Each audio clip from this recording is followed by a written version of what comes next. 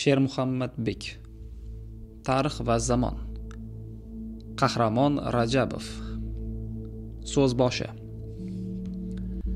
Turkiston mustaqilligi uchun Sovet rejimi va Qizil armiyaga qarshi kurashgan fidoi insonlarning jasorati oradan bir asrdan ortiq vaqt o'tgan bo'lishiga qaramasdan, bugungi kunda ham muhim ahamiyatga ega. O'zbek xalqining 10 minglab o'g'lonlari boshqa turkiy xalqlar vakillari bilan birgalikda 1918-1935 yillarda Turkiston ozodligi va mustaqilligi uchun Sovet rejimiga qarshi fidokorona kurashdilar. Bu kurash xususan Farg'ona vodiysi va Sharqiy Buxoroda juda kuchli bo'lgan.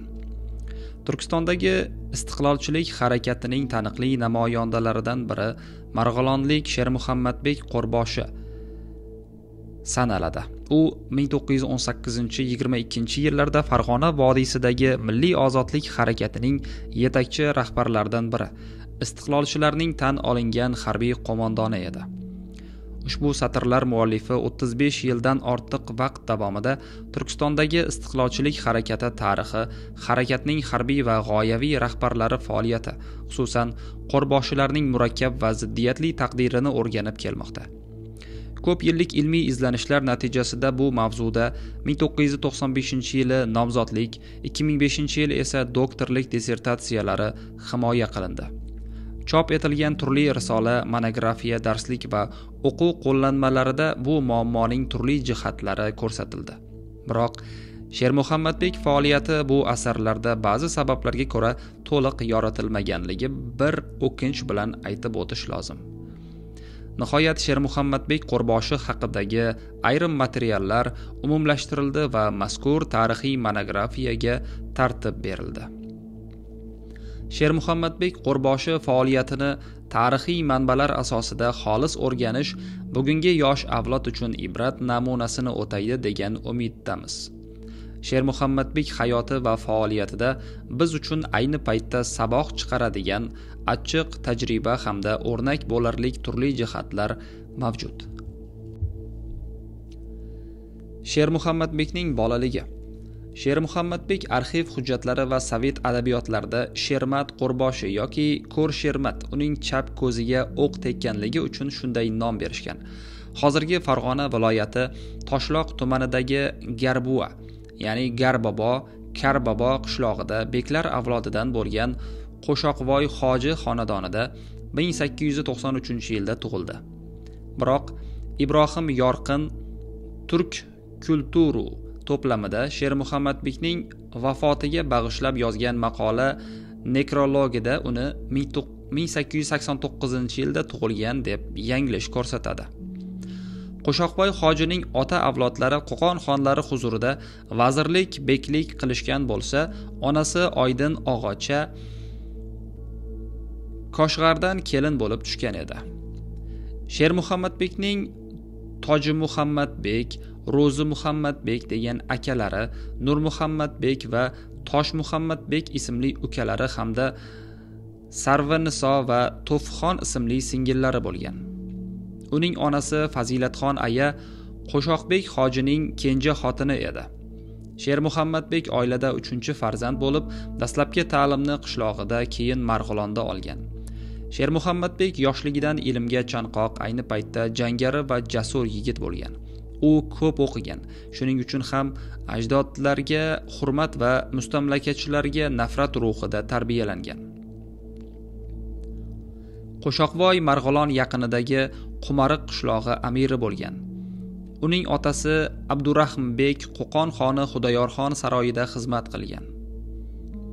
Turkiyalik tadqiqotchi Ali Bodomchining yozishicha, Qo'shoqvoy hoji 1915-yili Hijoz o'lkasidan haj ziyoratidan qaytib kelayotgan paytda Qrimda vafot etgan. Ayrim ma'lumotlarga ko'ra, Qo'shoqvoy hoji haj ziyorati paytida Madinada o'lgan. U Istanbulda vafot etgan degan fikr ham bor.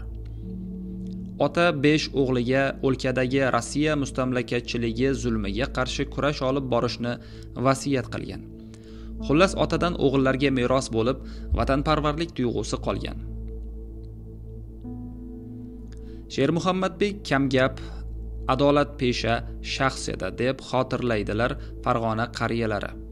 U dastlab dehqonchilik bilan mashg'ul bo'lib, miroblik qiladi. Ahmad Zaki Validiy keyinchalik o'zining Xotiralar nomli kitobida yozishicha, Shermuhammadbek 1916-yilda Rossiya imperiyasi tomonidan mardikorlikka olingan va urush marralarida ishlash uchun safarbar qilingan. Kishilar qatorida Polsha frontiga tashlangan. Shermuhammadbek 1916-yildagi qo'zg'olonda ham faol qatnashgan. 1917-yili bahori va yozida Farg'ona vodiysida bo'lgan siyosiy jarayonlarda Shermuhammadbek faollik ko'rsatgan. 1917-yili yozida Toshloqda bo'lgan saylda Rossiya muvaqqat hukumatining Turkistondagi ma'murlari mahalliy aholiga qarshi o'q otishgan.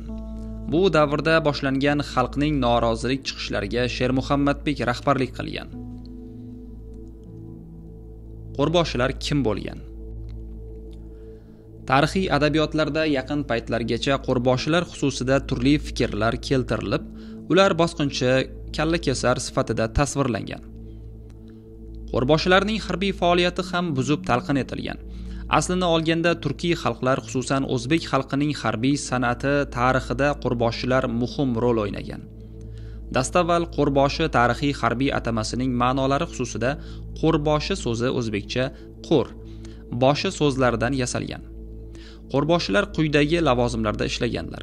Birinchi, o'rta asrlarda Turkiston xonliklari va ayrim sharq davlatlarida dastlab shaharni tunda qo'riqlovchi mirshab, so'ngra qurol-yarog' ombori, qo'r mutasaddisi hamda qurol aslaha, turli yaroqlar va to'p yasash korxonalari, qo'rxona boshlig'i. Qo'qon xoni Xudoyorxon davrida qo'rboshi qo'rxona, miltiqxona, to'pxonalarga rahbarlik qilib, u xomashyo topib kelishdan to tayyor mahsulot ishlab chiqarish va ularni xon qaroriga binoan tarqatishgacha bo'lgan jarayonga boshchilik qilgan. Masalan, Baxti Muhammad qo'rboshi boshchiligidagi Yevropacha qurollar, farang miltig'i, to'plar, jazoilar va ularning o'qlari, o'q qutilari, to'p arboblari va qurol aslahalarining ehtiyot qismlari ishlab chiqarilgan. Bu davrda qo'rboshi yiliga saroydan 400 tanga maosh olgan. Ikkinchi, Turkiston o'lkasida oktyabr to'ntarilishigacha bo'lgan davrda mahalliy politsiya boshlig'i, masalan, Qo'qon va Marg'ilonda 1917-yilda shahar mirshablarining boshlig'i qo'rboshi deb atalgan. Uchinchi, Turkistonda Sovet rejimiga qarshi qurolli harakat harbiy rahbarlarining unvoni. Qo'rboshilar istiqlolchilarning tan olingan yetakchilari bo'lib, ular nufuzli kishilar hisoblangan. Qo'rboshilar siymosida beklar va ulamolar bilan bir qatorda botir va jasur yigitlar timsoli mujassamlashgan edi. Xullas, ular xalqning turli tabaqalari orasida chiqqan obro'li shaxslar bo'lishgan. Qo'rboshilar ichida hatto ayollar ham bo'lgan. Turkistondagi istiqlolchilik harakatining dastlabki davrlari 1918-22 yillarda qo'rboshi darajasining maqomi general unvoniga teng bo'lib, ular qo'l ostidagi o'z yigitlari tomonidan saylangan va istiqlolchilarning oliy bosh qo'mondoni tomonidan tasdiqlangan. Bu unvonga faqat 5-6 ming kishilik yirik harbiy qo'shilmalarning rahbarlarigina sazovor bo'lgan. Keyinchalik esa 100-150 yigitga boshchilik qilgan guruh sardorlari ham o'zlarini qo'rboshilar deb e'lon qilishgan. Farg'ona vodiysida Kichik Ergash, Katta Ergash, Madaminbek, Shermuhammadbek, Islom Polvon, Yormat Mahsum, Muhiddinbek, Parpi Qo'rboshi, Omon Polvon, Rahmonqul, Samarqand viloyatida Ochilbek va Bahrombek, Buxoro respublikasida Ibrohimbek, Mulla Abdul Qahhor, Davlatmandbek, Fuzayl Maxtum, Hamro Polvon, O'rmon Polvon, Eshon Sulton, Xorazm respublikasida Junaydxon va Temir Alixon singari harbiy qo'mondonlar, shuningdek Nodira qiz, Shakarxon kabi ayollar Turkiston qo'rboshilarining eng mashhur namoyandalari hisoblanadi. Turkiston fronti qo'mondonligi va bolsheviklar qo'rboshilarga qarshi shafqatsiz jazo choralarini qo'llashgan. RSFSR harbiy va dengiz ishlari xalq komissari Trotskiy 1922-yili iyunda Farg'ona vodiysiga kelganida qo'rboshilarni ayovsiz qirish to'g'risida maxsus ko'rsatma bergan. 1923-yil noyabrda Farg'ona viloyatida qamoqqa olingan 181 nafar qo'rboshining ishi harbiy tribunalga topshirilib, ular qatag'on qilingan. Xullas, mustabid sovet rejimi davrida kommunistik mafkuraning tazyiqi bilan qo'rboshilar qaroqchi va kallakesar hamda xalq dushmani sifatida talqin qilindi. Qo'rboshilar jismonan mahv etilgan bo'lsalarda, ularning xotirasi ham oyoq osti qilinib, hatto bu so'z bosmachi iborasi singari faqat salbiy ma'noda ishlatildi. Kommunistik mafkuraning bu tazyiqlariga qaramay 20-asr jahon tarixshunosligida qo'rboshilar faoliyati to'g'risidagi xolis haqiqat qiyinchilik bilan bo'lsa ham qaror topa boshladi. Xususan o'zbek tarixchilari 20-asr oxiri, 21-asr boshlarida qo'rboshilarning ziddiyatli va fojiali faoliyatini yoritishda salmoqli muvaffaqiyatlarga erishdilar. Fransiyalik yirik arxeolog va tarixchi olim Jozef Kastanin bosmachi asarida Turkiston mintaqasidagi 62 nafar yirik qo'rboshilarga maxsus ta'rif bergan.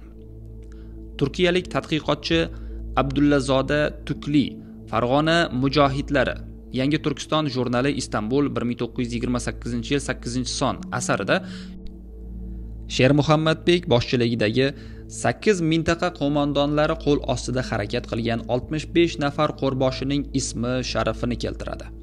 Uning ta'kidlashicha, Farg'ona mujohidlari orasida general unvoni sohibi bo'lgan 125 nafar yirik qo'rboshi bor edi. Boshqa bir turk iqtisodchi va tarixchisi Ali Bodomchining 1917-34-yillarda Turkiston milliy istiqlol harakati, qo'rboshilar va Anvar Poshsho nomli 2 jildlik yirik asarida Farg'ona vodiysida Shermuhammadbek rahbarligidagi 9 nafar qo'mondon va 78 nafar yirik qo'rboshi, shuningdek 150 nafar taniqli ponsod, Sharqiy Buxoroda Ibrohimbek boshchiligidagi 27 nafar, Samarqand viloyatidagi 8 nafar, Xorazmdagi 3 nafar qo'rboshi, xullas Turkiston mintaqasidagi 125 nafar yirik qo'rboshilar va 150 nafar ponsodlar haqida muhim ma'lumotlar mavjud. Xorijda mujohidlikda yashagan vatandoshlarimizdan Boymirza Hayit Turkiston, Rossiya ila Chin orasida Turkiston davlatlarining milliy mujodalalari tarixi, bosmachilik, Turkiston milliy mujodala tarixi va boshqa asarlarda faqat Farg'ona vodiysida harakat qilgan 9 nafar lashkarboshi va 69 nafar yirik qo'rboshi faoliyati haqidagi ma'lumotlarni keltiradi. Shahobiddin Yasaviy Ismoil Shayx o'g'li Turkiston achchiq haqiqatlari asarida Turkistonda faoliyat ko'rsatgan 114 nafar qo'rboshiga maxsus ta'rif beradi. O'zbekiston Respublikasida mustaqillikdan keyin olib borilgan tadqiqotlar natijasida ushbu satrlar muallifi tomonidan Turkiston mintaqasida Qizil armiyaga qarshi kurash olib borgan 1000 dan ortiq qo'rboshilarning nomlari ilk bor tiklandi va ularning harbiy faoliyati o'rganildi. Xullas, Turkiston mustaqilligi uchun Sovet rejimi va Qizil armiyaga qarshi kurashda istiqlolchilik harakatining harbiy yo'lboshchilari, qo'rboshilar muhim rol o'ynashgan. Ana shunday qo'rboshilardan biri Shermuhammadbek hisoblanadi. Farg'ona vodiysidagi istiqlolchilik harakatining rahbarlari o'rtasida Shermuhammadbek qo'rboshi alohida ajralib turadi. Harb maydoni sari. Shermuhammadbek Farg'ona vodiysida Sovet rejimiga qarshi milliy ozodlik uchun kurashning ilk bosqichidan boshlab jang maydoniga kirgan. U Katta Ergash va Madaminbek kabi qo'rboshilarning o'rinbosari sifatida istiqlolchilarning tan olingan yirik lashkarboshisi edi. U kurash maydoniga qadam qo'ygan ilk kunlaridan boshlab Turkiston turkistonliklarning yurtidir. Unga boshqa hech kimning egalik qilishga haqqi yo'q degan shiorni o'rtaga tashlagan. Uning asosiy maqsadi Turkistonda islom jumhuriyatini tashkil qilish bo'lgan. Madaminbek liberal yo'lboshchi bo'lgan bo'lsa, Shermuhammadbek keskin harakat qiladigan radikal qo'mondon edi. Shermuhammadbek faoliyati bugungi kunda respublikamizda nashr qilingan ayrim kitoblarda buzib ko'rsatilmoqda.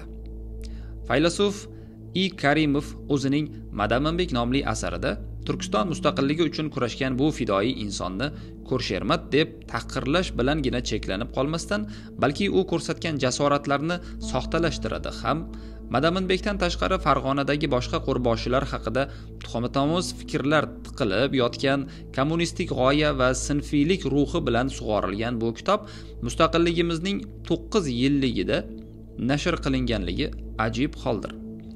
Shermuhammadbekning siyosiy qiyofasi muxoliflar tomonidan u qurolini ham tashlamagan paytdayoq quyidagicha chizilgan edi. Ko'rshermat millati sart, ya'ni o'zbek bo'lib, barcha qo'rboshilarning eng g'ayratli va qat'iyatlisi hisoblanadi. Jangda juda jasur, qo'l ostidagilarga nisbatan talabchan va rus bosqinchilariga shafqatsiz. U aholi o'rtasida g'oyat katta obro', e'tibor va shuhratga sazovordir. Tarixchi olima Ziyoyeva Turkiston Milliy ozodlik harakati nomli kitobida 20-yillarida matbuot sahifalarida qo'zg'olonchilar, xususan Shermuhammadbekning shiorlari va maqsadlari haqida chop etilgan qiziqarli ma'lumotlarni keltiradi. Uning ko'rsatishicha, Antonov Krasnaya Fergana gazetasida shunday yozadi. 1921-yil 17-mayda. Bosmachilar qo'mondoni Ko'rshermat, ya'ni Shermuhammadbek haqida gap ketyapti, Sovet hokimiyatidan to'liq mustaqillik va umuman Rossiyadan ajralishni talab qilyapti. Uning bu talabi RKPning milliy dasturiga mos keladigan yaxshi niyat deb o'ylash mumkin. Uning chaqiriqlarida milliy harakat asoslari yaqqol ko'rinib turibdi. Solts xuddi shu gazetada e'lon qilgan Ko'rshermat va avtonomiya sarlavhasi maqolasi 1921-yil 10-iyulda chiqqan maqolasida quyidagicha yozadi. Ko'rshermat ishchi dehqon hukumatiga ta'na qilib 15 kun ichida Turkiston uchun muxtoriyat berishni talab etmoqda. Verin ham shu gazetada quyidagilarni ta'kidlaydi. Ko'rshermat Alloyor burjuaziya ruhoniylar vakillari bizdan milliy madaniy muxtoriyat, shariat, islom urf-odat va an'analari daxlsizligini, hayotni buzishni to'xtatishni talab qildilar. Shermuhammadbek faoliyatiga uning ashaddiy g'animlari tomonidan berilgan bu baholar va e'tiroflar to'g'ri ekanligini alohida ta'kidlab o'tmoq lozim. Shermuhammadbek oliy bosh qo'mondon. Madaminbek Qizil armiyaga qarshi kurashdan chetlashgach, 1920-yilning erta bahoridan boshlab Shermuhammadbek Farg'ona vodiysidagi qurolli harakatning oliy bosh qo'mondoni qilib saylandi. Shermuhammadbek boshchiligida Turkiston Turk mustaqil islom jumhuriyati yoxud Turkiston muvaqqat hukumati 1920-yil 3-may kuni tuzildi. Uning tuzilishi vodiydagi qo'zg'olonchilarni qayta birlashtirish va Sovet rejimiga qarshi hal qiluvchi janglar sari boshlash uchun muhim o'rin tutadi. Shermuhammadbek bu paytda Buxoro va Xorazm respublikalari hamda Samarqand viloyatida harakat qilayotgan istiqlolchilar bilan aloqalarni yo'lga qo'ydi. Anvar Poshsho va Junaydxon bilan 3 tomonlama hamkorlik o'rnatildi. Shuningdek, Shermuhammadbekning Sharqiy Buxoro qo'rboshilari Ibrohimbek va Fuzayl Maxtum bilan munosabatlari yaxshi bo'lgan. Afg'oniston va Turkiya bilan ham aloqalari jonlangan. Bolsheviklarning maddohlaridan biri e'tirof qilishicha, ular uchun Madaminbek qo'rboshilar o'rtasida eng kuchlisi bo'lgan bo'lsa, Shermuhammadbek shubhasiz eng xavflisi edi. Shermuhammadbek Turkiston mintaqasining barcha aholisiga qilgan murojaatida qurolli kurash mohiyatini shunday ifodalagan edi. Bolsheviklar aldaydilar va o'ldiradilar. Barcha davlatlar bolsheviklarni tugatish uchun ularga qarshi kurashmoqdalar. Turkiston xalqiga o'zini o'zi boshqarish huquqi berilganida edi, biz kurashmagan bo'lardik. Turkistonga o'z huquqi berilmas ekan, biz huquq va vijdonimiz, or-nomusimiz uchun so'nggi tomchi qonimiz qolgunicha bolsheviklar bilan kurash olib boraveramiz. Xullas, Farg'ona vodiysidagi istiqlolchilik harakatiga Shermuhammadbek rahbarlik qilishi bilan Qizil armiyaga qarshi kurash 1920-yil o'rtalarida o'zining yangi bosqichiga qadam qo'ydi. Kurashning bu bosqichida u yana ham shafqatsiz va murosasiz tus oldi. Bu holat quyidagi omillar bilan izohlanadi. Birinchidan, 1920-yil bahori va kuzidan boshlab Farg'ona vodiysi va Samarqand viloyatidagi istiqlolchilik harakati bilan bir qatorda endilikda avval Xorazm Respublikasida, so'ngra Buxoro Respublikasida ham bosqinchi Qizil armiyaga qarshi qurolli harakat boshlandi va qisqa muddatda avj olib ketdi. Ikkinchidan, istiqlolchilik harakatining yangi bosqichi o'ziga xos xususiyatga ega bo'lgan murakkab va ziddiyatli davrni o'z ichiga olgan edi. Harakatning avvalgi bosqichlarida bolsheviklar hukumatiga qarshi chiqqan qo'zg'olonchilar tub yerli aholi vakillaridan iborat bo'lib, ular asosan rossiyaliklardan tashkil topgan Qizil armiya qismlariga qarshi kurash olib bordilar. Ya'ni bu mahalliy xalq bilan bosqinchilar o'rtasida hayot-mamot kurashi bo'lgan edi.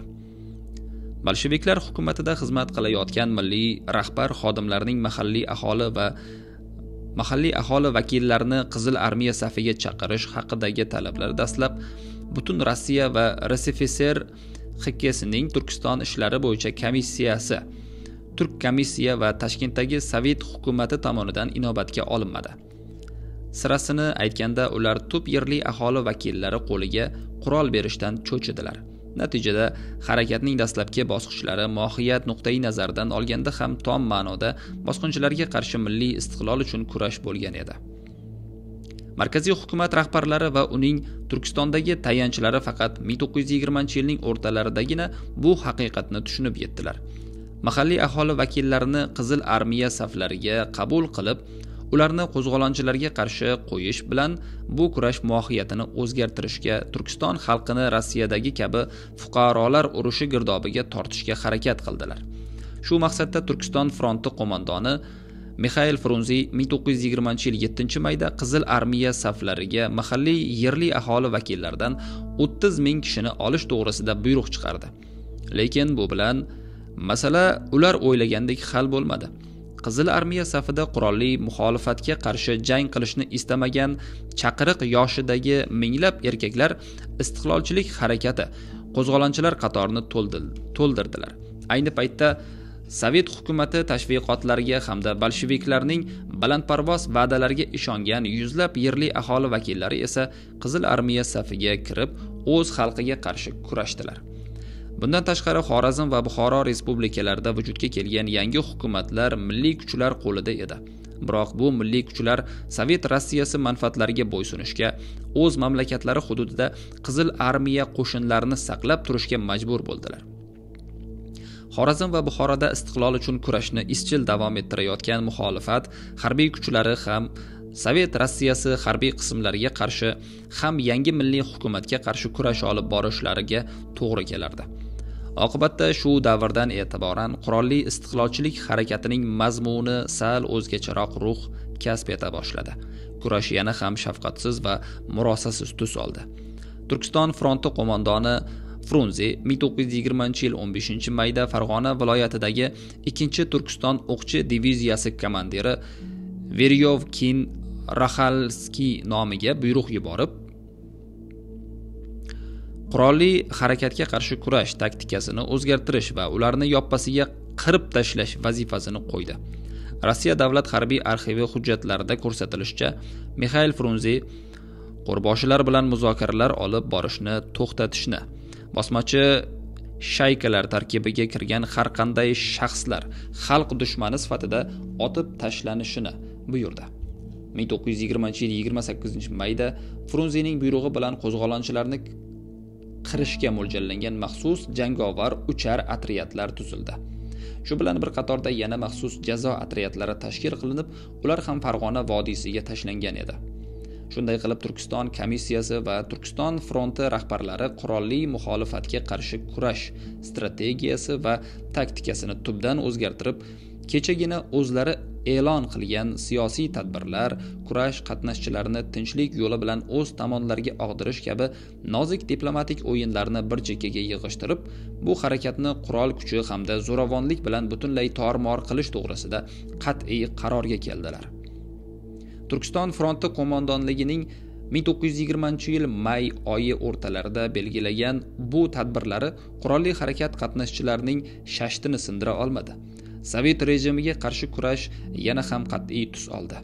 1920-yilning may oyidan boshlab o'zining yangi bosqichiga qadam qo'ygan Farg'ona vodiysidagi istiqlolchilik harakati Shermuhammadbek nomi bilan bevosita bog'liqdir. Turkiston Turk Mustaqil Islom Jumhuriyati hukumatining raisi. Oltiariq tumanidagi G'oyibota, G'arib ota qishlog'ida 1920-yil 3-mayda Farg'ona vodiysi qo'rboshilarining navbatdagi qurultoyi bo'ldi. Qurultoyda Turkiston Turk Mustaqil Islom Jumhuriyati yoxud Turkiston muvaqqat hukumati tuzildi. Ushbu qurultoyda Shermuhammadbek hukumat raisi va Farg'ona vodiysidagi istiqlolchilarning oliy bosh qo'mondoni qilib saylandi. Shermuhammadbekning ukasi Nurmuhammadbek va Oloy vohasidagi qirg'izlarning yetakchisi Muhuddimbek uning o'rinbosarlari etib tayinlandi. Turkiston muvaqqat hukumati Farg'ona vodiysidagi ozodlik kurashida muayyan darajada xizmat qila oldi. Shermuhammadbek va Nurmuhammadbekning xotiralari hamda Ahmad Zaki Validiy asarlariga tayanib, Boymirza Hayitning yozishicha hukumat tarkibiga quyidagi 6 kishi kiritilgan. Shermuhammadbek hukumat raisi va oliy bosh qo'mondon. Mullajon Qori xavfsizlik, ichki ishlar vaziri. Akbarjon Eshon Shayxul Islom. Abdusalom Qori hukumatning bosh kotibi. Nazirjon moliya vaziri. Mulla Hoji Niyoz maxsus ishlar vaziri. Shermuhammadbek tayinlagan 12lar kengashi faoliyat ko'rsatib, u hukumat ishini muvofiqlashtirib turgan. Kengash a'zolari hukumatni boshqarish va urushni olib borish masalalari yuzasidan o'z taklif va mulohazalarini ishlab chiqishgan.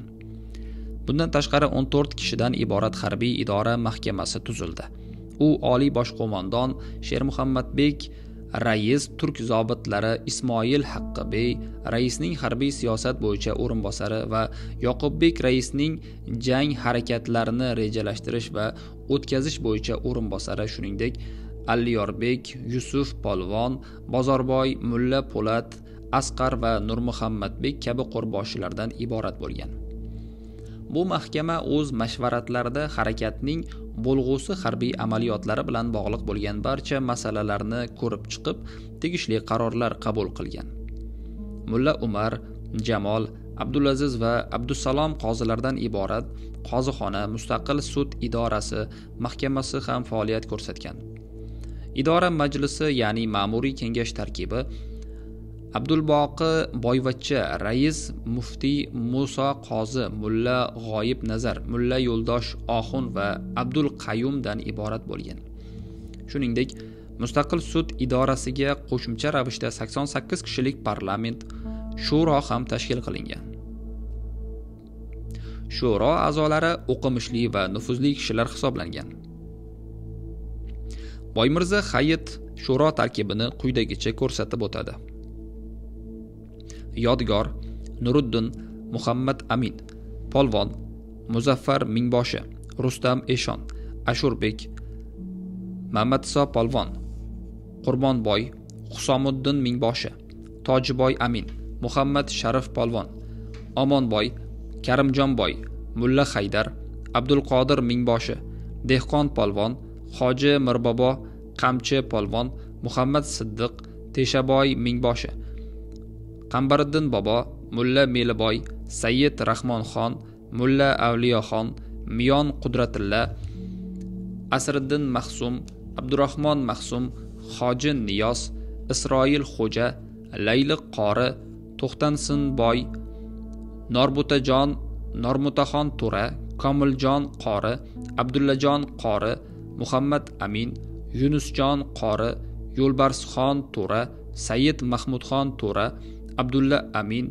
Mulla G'ozi, Mulla Akbar Eshon, Mahmud Ziyo, Nazirjon Qori, Mulla Tursunboy, Muhammadjon, Abdurrahim Amin, Fidoyi Xo'ja, Aminboy, Mahmud Rasulboy, Qanuch Polvon, Mulla Rahmatilla, Xo'ja Berdi, Avliyoxon, Abdulla Qori, Mirqosim Ota, Yusuf Qori, Nizomiddin Amin, Mulla Hamidjon, Toshpo'lat, Nurmuhammad G'ozi, To'xtasinxon, Mulla Ortiq, Taqsimboy Mingboshi, Jabborqul Sultoniddin, Qo'shoq Boyvachcha, Azim Xo'ja, Nishonboy Amin, Alimqul Shermuhammad, Sho'rdun Boyvachcha, Fidoyi Muhammad Mahdi, Mahdum Dukchi Eshon o'g'li, Said Muxtor, Mulla Abdulfattoh Tosh Muhammad, Boybuta, Abdulla Xo'ja, Mulla Yorhaq, Mir Iskandar, Abdul Hafiz Hoji, Mulla Tosh Muhammad, Madad Murodboshi, Mulla Qoraboy, Mulla Ergash, Mulla Muhammadjon Egamberdi. Shermuhammadbek tomonidan bolsheviklar changalidan ozod qilingan joylarda 50 boshilik, 100 boshilik, 1000 boshilik lavozimlari qaytadan tiklandi. Qo'qon xonligida oliy lavozim hisoblangan beklik vazifasini qo'rboshilar bajarishar edi. Aholining qo'lidan soliqlarni 50 boshilar yig'ib 1000 boshilar orqali qo'rboshilarga yetkazishgan. Qo'rboshilar esa bu mablag'larni Moliya vaziri orqali hukumat xazinasiga topshirganlar. 12lar kengashi soliq tushumlaridan iborat bu daromadni xarajatlar bo'yicha taqsimlagan. Ko'pincha badavlat kishilar hisoblangan yirik mulkdorlar, boylar, savdogarlar va ulamolarga qo'shimcha soliqlar ham solingan. Ushbu to'lovlar Sovet rejimi xalqdan olayotgan soliqlar va tushumlardan bir necha marta kam bo'lgan. Shermuhammadbek hukumati tomonidan zaruriy ehtiyojlar hamda qurol-yarog' sotib olish uchun kerakli bo'lgan miqdordagi mablag'gina aholidan to'plangan xolos. Qo'rboshilar va yigitlarning oziq-ovqat ta'minoti esa ular joylashgan qishloq ahli zimmasida edi. Shermuhammadbek qo'shinidagi yigitlarning salomatligiga Marg'ilonlik Mirzaxon va Oltiariqlik Ergash tabib boshchiligidagi xalq tabiblari javobgar bo'lganlar. Shuningdek 200 dan ortiq yigit otlarni parvarish qilish bilan maxsus shug'ullanib turgan. Shundan so'ng Shermuhammadbek rahbarligi ostida Farg'ona vodiysidagi butun qo'rboshilar yaxlit kuch bo'lib uyushdi. Madaminbek bilan birga yoki undan oldinma-ketin Sovet hokimiyatiga taslim bo'lgan qo'rboshilarning aksariyati va ularning yigitlari ham Shermuhammadbek qo'shinlari safiga kelib qo'shildilar. 1920-yil avgustining oxiri va sentyabrning boshida Turkiston fronti qo'mondoni Mixail Frunzening buyrug'iga ko'ra Farg'onadagi qo'shinlarning katta qismi Buxoro amirligini tugatish uchun yuborildi. Ushbu imkoniyatdan foydalangan qo'zg'olonchilar harbiy tashabbusni o'z qo'llariga olib kurashni yanada kuchaytirdilar. Faqat 1920-yil 10-27 sentyabrda ular Vodil, Gurunch Mozor, Chuvol, Urganji qishloqlarini qo'lga kiritib, O'sh va Qo'rg'ontepa temir yo'l bekatlarida turgan qizil askar garnizonlariga qaqshatqich zarba berdilar. O'sh shahri vaqtinchalik bo'lsa-da yana milliy kuchlar qo'liga o'tdi. Buxoro amirligi qurol kuchi bilan tugatilgan kun 1920-yil 2-sentyabrda Turkiston Respublikasi hukumatining Turkiston fronti Turk front qo'mondoni nomiga yo'llagan maktubida bosmachilik Farg'ona viloyati hududidan chiqib, hatto Toshkent uyuzining 8 ta volostini o'ziga qamrab oldi deb xavotir olib yozilgan edi. Shermuhammadbek boshchiligidagi istiqlol janglari.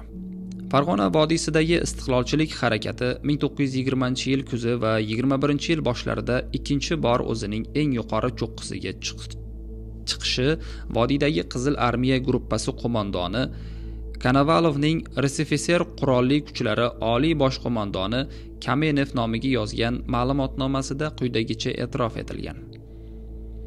Farg'onada bosmachilik 1920-yil sentyabr oyida o'zining eng yuqori cho'qqisiga chiqdi. Yashirin holda ishlayotgan musulmon tashkilotlari o'z faoliyatlarini butun Sovet Farg'onasida avj oldirdilar va Turkistonda Sovet hokimiyatiga qarshi qo'zg'olon ko'tarishga tayyorlandilar. Qurolli harakatning yangidan ko'tarilishida bolshevistik rahbariyatning oziq-ovqat siyosati ham kuchli qo'zg'atuvchi omil bo'lib xizmat qildi. 1920-yil yozida oziq-ovqat razvyortkasi butun Farg'ona viloyati hududida joriy qilindi. Viloyatdagi barcha qishloqlar aholisi, demak, tub aholi ham unga tortildi. Shuning uchun ham Turkiston SSR MIK raisi Inomjon Xidiraliyevning ta'kidlashicha, 1920-yil sentyabrda ba'zi ma'lumotlarga qaraganda bosmachilarning soni 70 ming kishiga yetdi va bu holat kuchli sarosimalik tug'dirgan. Andijon viloyati davlat arxivi hujjatlarida keltirilishicha, Farg'ona armiya gruppasi inqilobiy harbiy kengashi tomonidan 1920-yil 13-oktyabrda chiqarilgan 55-buyruqda vodiydagi qo'rboshchilarni terror yo'li bilan yo'qotish tadbirlari ishlab chiqildi. Paskutskiy, Konovalov va Bryushev imzolagan buyruqda Farg'ona vodiysidagi 22 nafar qo'rboshchining boshi uchun katta miqdorda to'lov belgilandi. Shermuhammadbek 15 ming rubl, Xolxo'ja Eshon 10 ming rubl, Parpi 7 ming rubl, Nurmat Alliyorbek, Muhiddinbek, Yo'lchi Rahmonqul, Vasiliy Donets har biri uchun 5 ming rubl. Ro'zimat, Mama Ro'zi, Isroil Ahmad Polvon, Eshmat Boyvachcha, Omon Oqsoqol, Oybola har biri uchun 3 ming rubl. Dehqon Boyvachcha, Yorbek har biri uchun 1,5 ming rubl. Omon Polvon, Mirza Umar, Umarqul, Islomqul har biri uchun 1000 rubl. To'lov ajratilib, bu mablag' istisno tariqasida kumush rubl bilan to'lanishi ta'kidlandi. Aynan ushbu holat ham Sovet rejimi qo'rboshchilarga qarshi shafqatsiz, qatag'on va terror siyosati yo'lini tutganligini yaqqol ko'rsatadi. Shu narsani ta'kidlab o'tish joizki, Vasiliy Donets rus kristianlari armiyasining sobiq komandiri bo'lib, Monostrov boshchiligidagi kristianlar armiyasidan farqli ravishda faqat uning guruhi oxirigacha qo'zg'olonchilar safida turib, Qizil armiyaga qarshi mardonavor kurashdi. 1921-yil bahorda Shermuhammadbek boshchilik qilgan Farg'ona vodiysidagi qurolli harakat yangi kuch bilan avj olib ketdi. Sovet qo'shinlari Farg'ona armiya gruppasi shtabini mutlaqo maxfiy ma'lumotlarda keltirilishicha 1921-yil iyun-sentyabr oylarida Farg'ona vodiysida 200 dan ortiq qo'rboshchilar dastalari harakat qilgan. Farg'ona muammosi. Turkistondagi qurolli muxolifat faqat jang harakatlari olib borish bilan cheklanmasdan, mintaqadagi Sovet rejimi rahbarlariga diplomatik vositalar bilan ham o'z talablarini bayon qilishgan. Sovet tarixchilarining da'volariga zid ravishda shuni aytish lozimki, istiqlolchilar hamda payt ham murosasiz qurolli kurash yo'lini tanlashgan emas. Istiqlolchilar hamma payt ham murosasiz qurolli kurash yo'lini tanlashgan emas. Ular muzokaralar yo'li bilan ham yangi hokimiyatga ta'sir ko'rsatishga, ma'lum ma'noda liberal siyosat, kelishuvchanlik siyosati olib borishga intilganlar. Afsuski, bolshevistik rejim rahbarlari ularni bu talablariga quloq solishmagan. 1921-yil bahorda Sovet hokimiyati vakillari bilan bo'lgan muzokaralarda Shermuhammadbekning eng nufuzli qurboshlaridan biri Alliyorbek qurolli muxolifat tomonidan quyidagi shartlarni o'rtaga qo'ydi. Birinchi, shariatga rioya qilish. Ikkinchi, mustaqil qozilar saylash. Uchinchi, oziq-ovqat taqsimotini bekor qilish. Tabiiyki, Sovet qo'mondonligi bu takliflarni rad etdi. Keyinchalik Qizillar tomonidan qo'lga olingan Alliyorbek qo'rboshi Rev tribunal hukmi bilan 1921-yil noyabrda otib o'ldirildi. Nihoyat Farg'onadagi istiqlolchilik harakati rahbarlari 1921-yil avgust oyida bo'lgan Turkiston Respublikasi Sovetlarining 10-syezdida diniy xo'jalik va siyosiy masalalarga oid qator shartlar bilan ham yana bir bor murojaat qildilar. Ular shariatga yo'l berish, masjid, madrasa va maktablarni ochib qo'yish, qozilar mahkamasini tiklash, vaqf yerlarini qaytarish, savdo-sotiq va bozor munosabatlariga yo'l ochish, dehqonchilik xo'jaligi va hunarmandchilik korxonalariga ruxsat berish hamda qo'rboshchilar guruhlarini Qizil armiya safiga qabul qilish kabi shartlarni qo'ygan edilar. Muzokaralarda tinch aholi vakillari ham ishtirok etdi.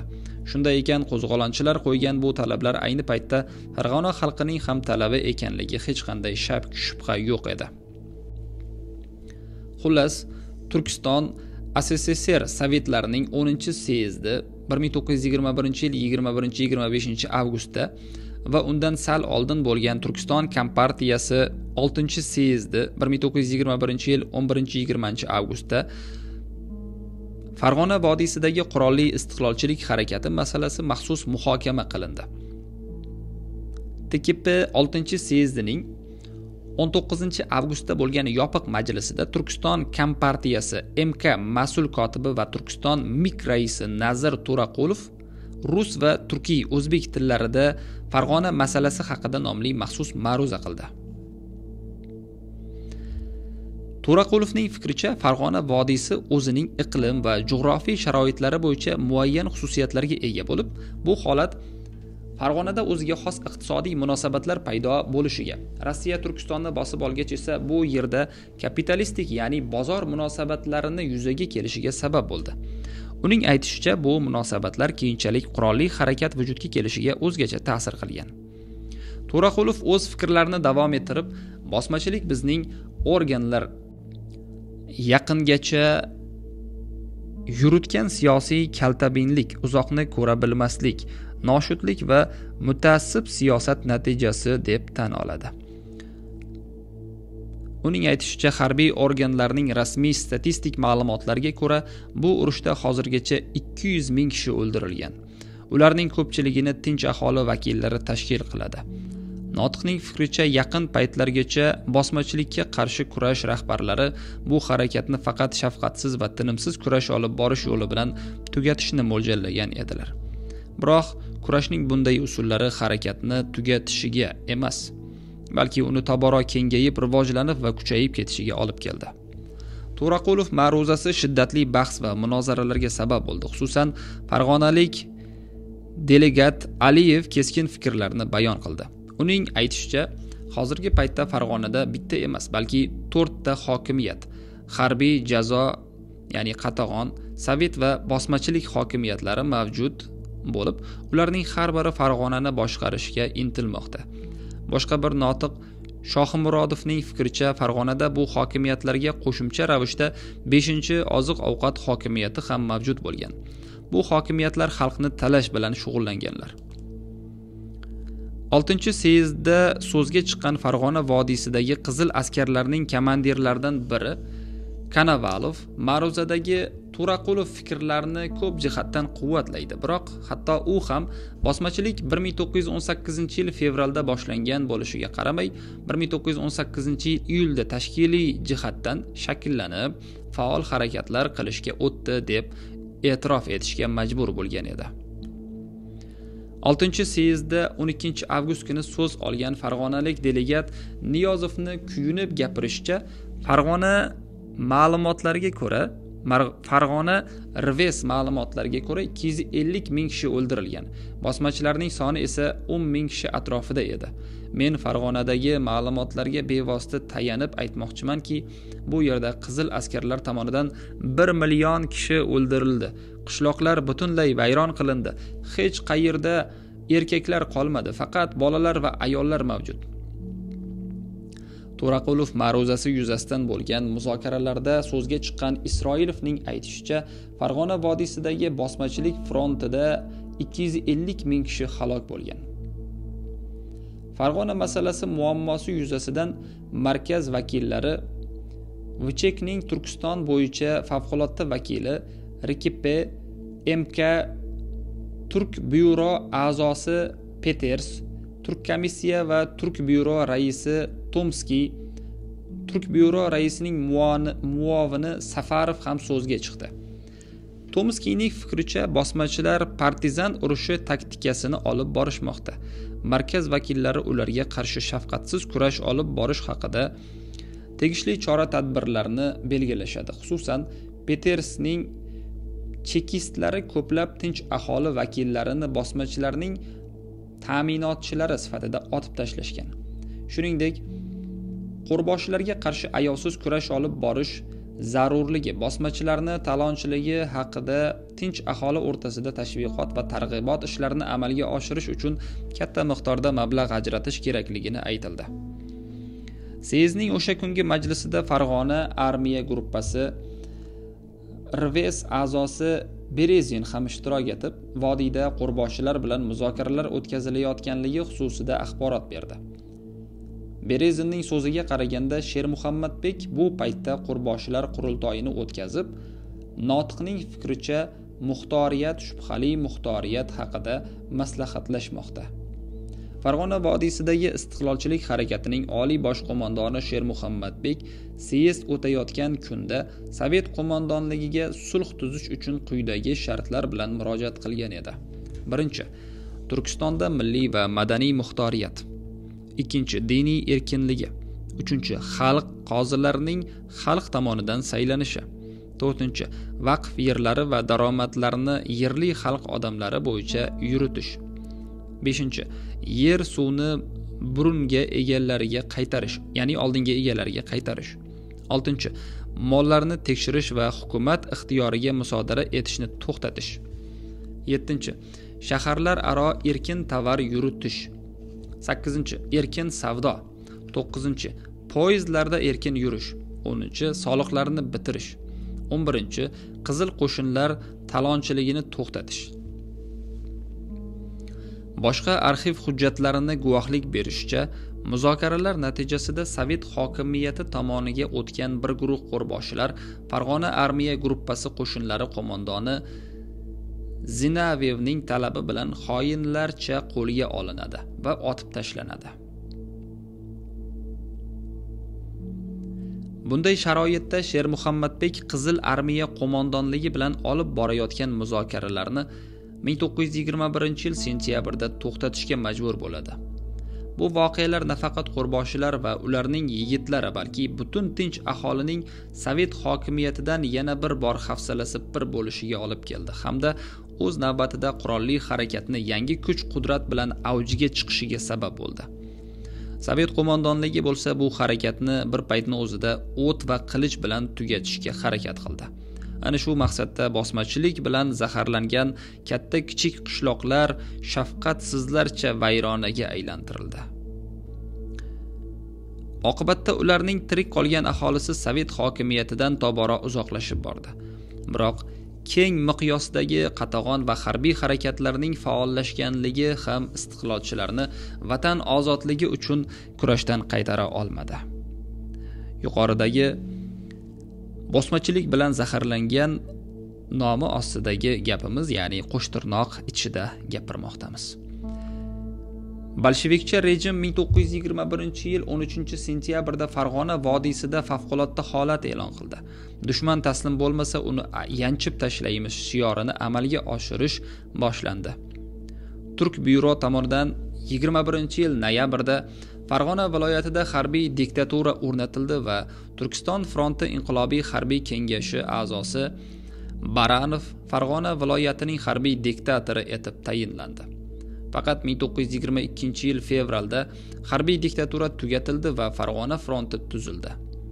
Sovet qo'shinlari 1921-yil sentyabrda Marg'ilonda Shermuhammadbek va Andijonda Isroil qo'rboshi guruhiga qarshi bir paytning o'zida hujumga o'tdilar. 1-noyabrda Muhiddinbekka qarshi jang harakatlari boshlandi. 3 oy davomida qizil askarlar Shermuhammadbekning asosiy qarorgohi Garbuvani ishg'ol qila olmadilar. Janglarda ustunlik goh u tomonda, goh bu tomonda bo'lar edi. Ushbu o'rinda Sovet qo'mondonligi juda nozik va ayyor taktikani ishlab chiqdi. Vodiydagi o'zbek qo'rboshilariga tog'larda harakat qilayotgan qirg'iz qo'rboshilari qarama-qarshi qo'yildi.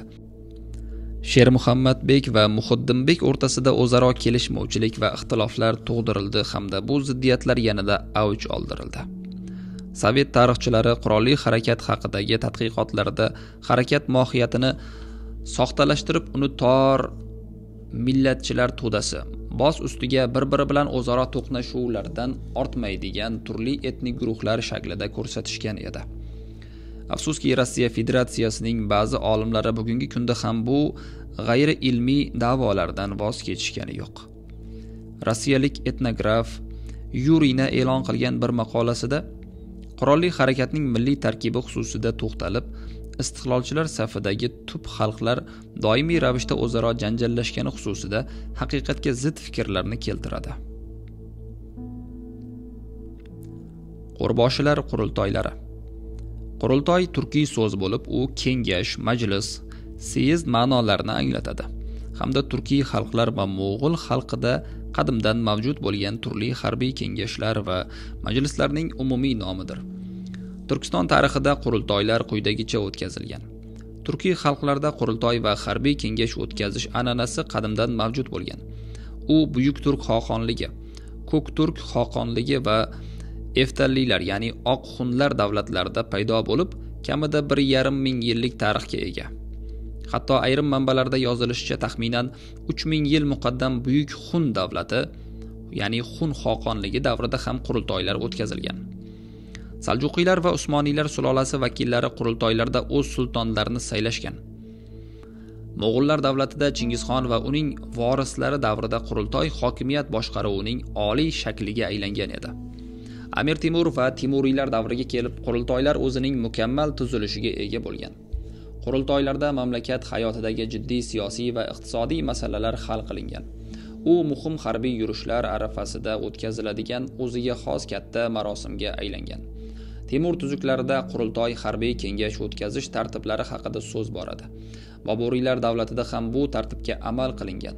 Qurultoylarda mamlakat hukmdori va qo'shin qo'mondoni saylangan. Qurultoy o'tkazish nizomiga ko'ra uning har bir ishtirokchisi o'z fikrini erkin ravishda bildirishi mumkin bo'lgan. Qurultoy qatnashchisi bo'lgan amir, harbiy sarkarda va beklarga muayyan kuchlar tomonidan tavsiya etilayotgan nomzodlar haqida oshkora va hech qanday moneliksiz fikr mulohaza aytish huquqi berilgan. Saylovlar oshkora va teng asoslarda o'tgan. So'ngra saylovda g'olib chiqqan nomzodni payg'ambar Muhammad sallallohu alayhi va sallam avlodlaridan bo'lgan sayyidlar qoq yerga to'shalgan oq kigiz yoniga yetaklab kelishardi. Mamlakat hukmdori yoxud harbiy qo'shinni oliy bosh qo'mondoni etib saylangan shaxs shariat qonunlariga binoan ish ko'rishi lozimligi to'g'risida muqaddas Qur'oni Karimni qo'liga tutib qasamyod qilishi kerak edi. So'ngra nufuzli urug' boshliqlari, ya'ni beylar va beklar uni oq kigizga solib ko'tarish marosimini bajo keltirishgan. Bu an'ana O'rta Osiyoda xonliklar davrida ham 20-asr boshlarigacha saqlanib qolgan. 1917-yilda butun Turkiston musulmonlari tomonidan o'tkazilgan 4 ta anjuman, ularning oxirgisida Turkiston muxtoriyati tashkil topgan. 3. Buxoro Xalq Sovet Respublikasi va Xorazm Xalq Sovet Respublikasida oliy davlat hokimiyati organi 1920-1924 yillarda butun Buxoro va butun Xorazm xalq vakillarini 5 ta qurultoyi bo'lib o'tgan. 4. Turkistonda Sovet rejimiga qarshi qurolli harakat rahbarlari tomonidan tashkil qilingan idora Turkiston vatanparvarlari qurultoylarida o'z harbiy yo'lboshchilarini saylash, Qizil armiyaga qarshi kurashdan saboq va xulosalar chiqarib, bo'lg'usi jang rejalarini muhokama qilishgan. Qurultoylarda oliy bosh qo'mondon Katta Ergash, Madaminbek, Shermuhammadbek, Ibrohimbek, Anvar poshsho, Salim poshsho, Mulla Abdul Qahhor, Junaydxon va boshqalar bilan birgalikda harbiy dastalarning qo'mondonlari, qo'rboshilar ham saylangan. Shuning uchun istiqlolchilik harakatini tashkiliy jihatdan uyushtirishda qo'rboshilar qurultoylarning ahamiyati juda katta bo'lgan. Afsuski, istiqlolchilik harakati tarixida qo'rboshilar qurultoylarning tutgan o'rni Sovet davrida mutlaq buzib ko'rsatildi va soxtalashtirildi. 20-asrda O'zbekiston SSSRda qishloq xo'jaligi xodimlari, paxtakorlar, chorvadorlar va shu kabilarning eski yil yakuni hamda yangi yil rejalari munosabati bilan o'tkaziladigan respublika, viloyat va tuman yig'inlari nomi. Ushbu o'rinda so'z qo'rboshilar qurultoylari va unda Shermuhammadbekning tutgan o'rni xususida ketadi. Turkiston ozodligi va mustaqilligi uchun shimoldan kelgan yov, rossiyalik qizil askarlarga qarshi fidokorona kurashgan istiqlolchilar Sovet siyosatchilari va tarixchilari tomonidan bosmachi va xalq dushmani sifatida ko'rsatilib, qariyb 75 yil davomida jamoatchilik fikri shu yo'nalishda shakllantirilgan edi. Totalitar va avtoritar rejim hukm surgan yillarda qo'rboshilar faoliyati, xususan Shermuhammadbek jasorati, ular tashkil qilgan hukumatlar, qo'rboshilar qurultoylari idorasi, instituti ilmiy jihatdan xolis o'rganilmadi. Holbuki qo'rboshilar qurultoylari Turkistondagi istiqlolchilik harakati tarixida muhim rol o'ynaydi. Farg'ona vodiysidagi istiqlolchilar 1921-yil yanvar-sentyabr oylaridagi janglarda 2500 yigitlardan ajralishdi. Ana shunday sharoitda bosh qo'mondon Shermuhammadbek Marg'ilon atrofida qo'rboshilarning umumiy qurultoyini chaqirdi. Qurultoyda ulamolar va ayrim taraqqiyparvarlar ham qatnashdilar. Shermuhammadbek vodiyda yuzaga kelgan yangi siyosiy va iqtisodiy vaziyatda kurashning o'ziga xos taktikasini tanlash lozimligini, endi kichik guruhlarga bo'linib Qizil armiya qismlariga zarba berish kerakligini ta'kidladi. 1921-yil dekabr oyi boshlarida Shermuhammadbek kichik Oloy vohasi orqali Sharqiy Buxoroga o'tdi. Bu yerda u Buxoro Respublikasidagi qo'rboshilar bilan o'zaro hamkorlik qilish to'g'risida muzokaralar olib borishga harakat qildi. Shermuhammadbek bilan Sharqiy Buxorodagi qurolli harakatning yetakchisi Ibrohimbek o'rtasida keyinchalik Anvar Poshsho bilan ham bu muloqotlar bo'lganligi ayrim tarixiy adabiyotlarda tasdiqlanadi. Lekin Qorategin bekligida Shermuhammadbek bilan Fuzayl Maxtum o'rtasida ba'zi nizolar ham yuzaga keldi. Natijada Shermuhammadbek 1922-yil yanvar oyining boshlarida juda noqulay ob-havo sharoitiga qaramasdan Qorategin bekligidan Dovon orqali Farg'ona vodiysiga qaytib keldi. 1922-yilning bahori, xususan aprel oyida Turkistondagi qurolli harakat o'zining eng yuqori cho'qqisiga chiqdi. 1922-yil 10-15 aprelda Boysundagi Kofirun qishlog'ida Turkiston qo'rboshilarining Anvar Poshsho boshchiligidagi katta qurultoyi o'tkazilganligini ta'kidlab o'tish kerak. 15-20 aprelda esa Samarqand shahrida Turkiston musulmonlarining ikkinchi qurultoyi yarim ochiq holatda bo'lib o'tdi. Bu qurultoyni Turkiston Milliy birligi tashkiloti faollari uyushtirgan edi. Unda Farg'ona va Samarqand viloyatlaridagi barcha nufuzli qo'rboshilar 10 tadan yigitlari bilan, shuningdek, Xorazm va Buxoro respublikasidan ko'plab qo'rboshilar, Sirdaryo, Zakaspi, Oqmo'lla, ya'ni Aktyubinsk viloyatlaridan ko'plab vakillar ishtirok etdilar. Boymirza Hayitning yozishicha, anjumanda Farg'ona vodiysi harbiy muxolifatining rahbari Shermuhammadbek istiqlol kurashi haqida katta ma'ruza qildi.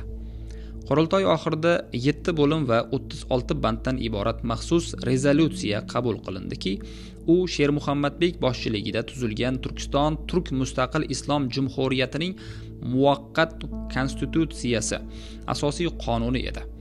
Bu hujjat Turkiston o'lkasidagi Farg'ona, Sirdaryo, Samarqand, Yettisuv, Zakaspi viloyatlari hamda Amudaryo bo'limi endilikda Turkiston Turk mustaqil islom jumhuriyati tarkibiga kiritilganligini qonun yo'li bilan mustahkamladi. Unda Turkiston muvaqqat hukumati 15 kishidan iborat bo'lishi, ular orasidan mamlakat prezidenti, vitse-prezident va bosh kotib saylanmog'i, bu 3 kishidan iborat ijroiy qo'mitasi poytaxtda doimiy ravishda ishlashi ko'zda tutilgan edi. Hukumatning 5 ta a'zosi Farg'ona vodiysidagi Namangan, Andijon, Marg'ilon, Qo'qon, O'sh kabi 5 ta viloyatning harbiy boshliqlari etib tayinlanadigan bo'ldi. Qolgan 7 kishi esa harbiy tashqi ishlar, ichki ishlar, pochta va telegraf, diniy ishlar, moliya, adliya, transport vazirlari qilib tayinlanishi kerak edi. Shunday qilib, Shermuhammadbek boshchiligida 1920-yil may oyidayoq tuzilgan Turkiston muvaqqat hukumati Samarqanddagi qurultoyda rasmiy tasdiqlandi. Afsuski hukumat a'zolari bu ko'hna va muqaddas shaharda bir oydan ortiq tura olmadilar. Chunki ularni Qizil armiya qismlarining kuchli zarbalaridan himoya qilish tobora qiyinlashayotgan edi. Shuning uchun hukumat o'z qarorgohini qurolli harakatning markazi bo'lgan Farg'ona vodiysiga ko'chirdi. Faqatgina 3 oy mobaynida hukumat o'z qarorgohini 5 marta o'zgartirishga majbur bo'ldi. Samarqand, Namangan, O'sh, Marg'ilon atrofidagi G'oyibota va Norin. Xalqqa murojaat. Shermuhammadbek qo'rboshi tomonidan doimiy ravishda turli xitobnoma va murojaatnomalar chiqarilib, ular varaqalar holatida qo'shindan tashqari butun Turkiston o'lkasi aholisi orasida tarqatilgan. O'zbek tilida arab imlosida yozilgan bunday murojaatnomalarning ko'pchiligi bugungi kunda Moskva, Toshkent, Farg'ona, Andijon va boshqa shaharlardagi arxivlarda saqlanib qolgan. Bu murojaatnomalar chekistlar qo'liga tushgach, ular varaqalarni rus tiliga tarjima qilib tegishli idoralarga topshirishgan. Sovet hokimiyati rahbarlari va harbiy qo'mondonlik Shermuhammadbekning bunday murojaatnomalardan dahshatga tushgan. Chunki bu murojaatnomalarda Turkistondagi istiqlolchilik harakatining mohiyati ochib berilgan va Qizil armiya askarlarining butun kirdikorlari fosh etilgan. Ana shunday murojaatnomalardan biri 1921-yilga tegishli bo'lib, u Andijon viloyati davlat arxivining 90-fondida saqlanib qolgan. Bu murojaatnoma matni tarixchi olimlar Shamsuddinov va Qodirovning 1999-yilda Fan va turmush jurnalida e'lon qilgan Shermuhammadbek hayotiga chizgilar nomli maqolasida keltirilib o'tilgan. Biz ushbu murojaatnoma matnini quyida to'liq keltirib o'tmoqchimiz. Turkiston o'lkasi barcha millatlariga. Turkiston o'lkasi musulmon qo'shinlari bosh qo'mondoni Kurashchan Shermuhammadbek G'oziyning murojaatnomasi. Ushbu bilan barcha millatlarga e'lon qilarkanman, Xudoga shukrki, kundan kunga kuch-qudratimiz tobora ortib bormoqda. Mening barcha qo'mondonlarim deyarli har kuni Turkistonda yashayotgan va bolshovoylardan bezor bo'lgan rus va musulmon aholisi o'z qurollari, kiyim-kechaklari bilan safimizga qabul qilinayotganliklari haqida xabar bermoqdalar. Biz ularni ixtisosligi bo'yicha lavozimlarga qo'ymoqdamiz va ularning izzat ikromini ham joyiga qo'ymoqdamiz. Ular bolshovoylar yashayotgan joylarda, shaharlarda va boshqa joylarda yetishmovchilik, yoppasiga ocharchilik va tartibsizliklar hukm surayotganini bildirmoqdalar. Biz tomonimizga o'tgan bu kishilar oziq-ovqat bilan to'liq ta'minlanmoqda. Va ular o'zlarining hayot muhitidan qoniqayotganini bildirmoqdalar. Xorijiy ma'lumotlarga qaraganda, chetdagi davlatlar bolshovoylar nima sababdan turkistonliklarga to'la muxtoriyat bermayotgani holda Turkistonga allaqachon muxtoriyat berilgan deya yolg'on gaplar aytayotganlaridan g'azabga kelayotir. Hozirgi vaqtda bu chet el davlatlariga bolshovoylar ablah, yolg'onchi ekanliklari hamda ularning kasbi har qanday vaqtda ham mehnatkashlarni va aybsiz kambag'al aholini talash va o'ldirishdan iborat ekanligi ma'lum bo'lib qoldi. Shu tufayli bu barcha xorijiy davlatlar o'z muhitidan ablah bolshovoylarni uloqtirib tashlashga qaror qildilar va ularni tugatish uchun katta urush ochdilar. Agarda hozirgi vaqtda bolshovoylar turkistonliklarga to'la muxtoriyat bersalar, u holda biz turkistonliklar hech qanday zarar keltirmaymiz. Agardaki to'la muxtoriyat bermasalar, u holda biz yuragimiz va tanamizda oxirgi qonimiz qolguncha vatan uchun kurashamiz. Yakkayu yagona Tangri taolo Muhammad sallallohu alayhi va sallam payg'ambarimizning shariati yo'lida qurbon bo'lishga tayyormiz. Dinimiz, vatanimiz uchun butun qalbimiz va jismimizni qurbon qilib, to'la g'alabaga erishishni Allohdan tilaymiz va unga ibodat qilamiz. Musulmon qo'shinlari bosh qo'mondoni Shermuhammadbek.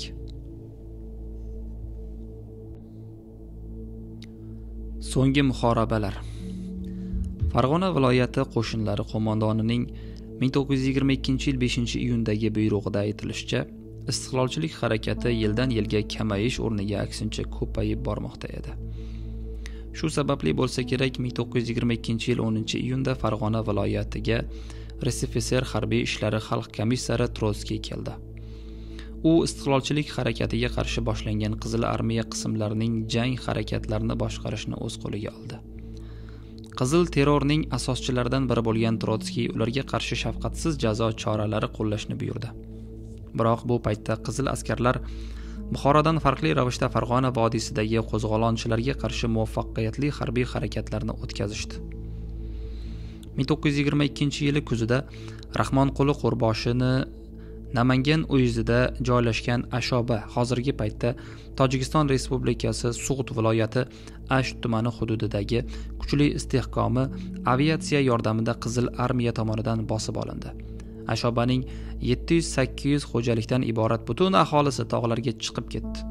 o'zi ashobalik bo'lgan Rahmonqul ham yaqin safdoshlari bilan chekinishga majbur bo'ladi va oradan ko'p o'tmay qizil askarlar qo'liga tushib qoladi. Rahmonqul Mama Uzoqov va uning Tursunboy, Karimqul, Olloboy, Abdusattor kabi 5 ta birodari hamda oila a'zolari Abdumutallib, Kichkina Ergash, Abdutolib, Mamajon, Abdug'afur, Yo'ldoshboy, Boboxo'ja, Muhammad singari 10 ta asosiy qo'rboshilari 1922-yil 27-noyabrdan 2-dekabr oralig'ida Qo'qon shahrida bo'lgan Turk front Revest tribunalida sayyor sessiya tomonidan otishga hukm qilindi va 2-dekabrda ular zudlik bilan otib tashlandilar. 1922-yil dekabr oyida Qizil armiya qismlari Farg'ona vodiysidagi qurolli harakatga yana kuchli zarba berishga muvaffaq bo'ldilar. Harbiy kuch-qudrat va son jihatdan ustun bo'lgan qizil askarlar qator g'alabalarga erishdilar.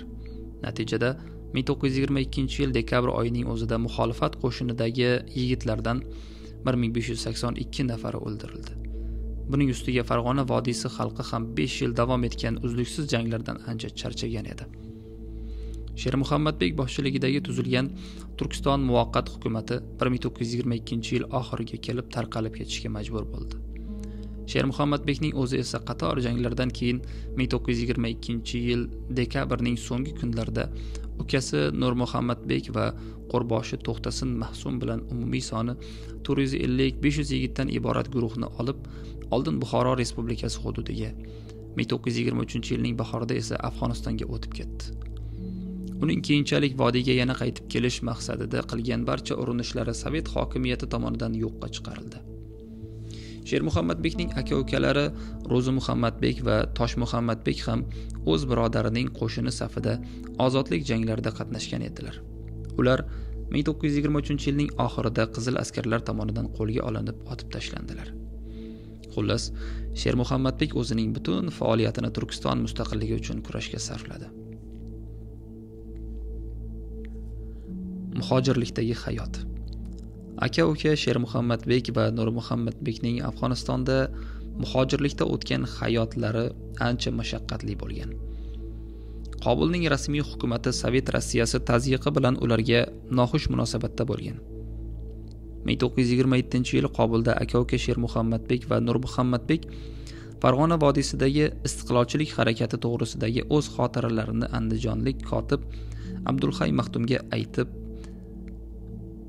aytib turib yozdiradi. Mazkur xotiralarning bir qismi keyinchalik professor Shamsiddinov tomonidan O'zbekiston matbuotida ham e'lon qilindi.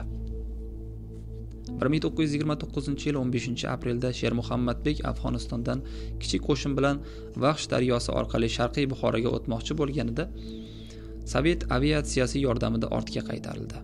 Faqat uning guruhidagi ayrim bo'linmalar Vanch tumani hududiga kirib, Sovet muassasalariga hujum qilishga ulgurdi. Shermuhammadbek muhojirlikda ham Turkiston mustaqilligi uchun kurash g'oyasidan voz kechmadi. Shermuhammadbek turkistonlik muhojirlarni Afg'onistonda tuzilgan Vatanni ozod qilish, ba'zi manbalarda Faol nomli yashirin tashkiloti asoschilaridan biri hisoblanadi. Ulamolar peshvosi Said Mubashshirxon Taroziy bu tashkilotning boshlig'i. Shermuhammadbek harbiy kuchlarning bosh qo'mondoni edi. Shermuhammadbek ukasi Nurmuhammadbek va muftiy Sadriddin Sharif xo'ja o'g'li orqali Buxoro muhojirlarni boshlig'i Said Olimxon bilan doimo muloqotda bo'lib turgan.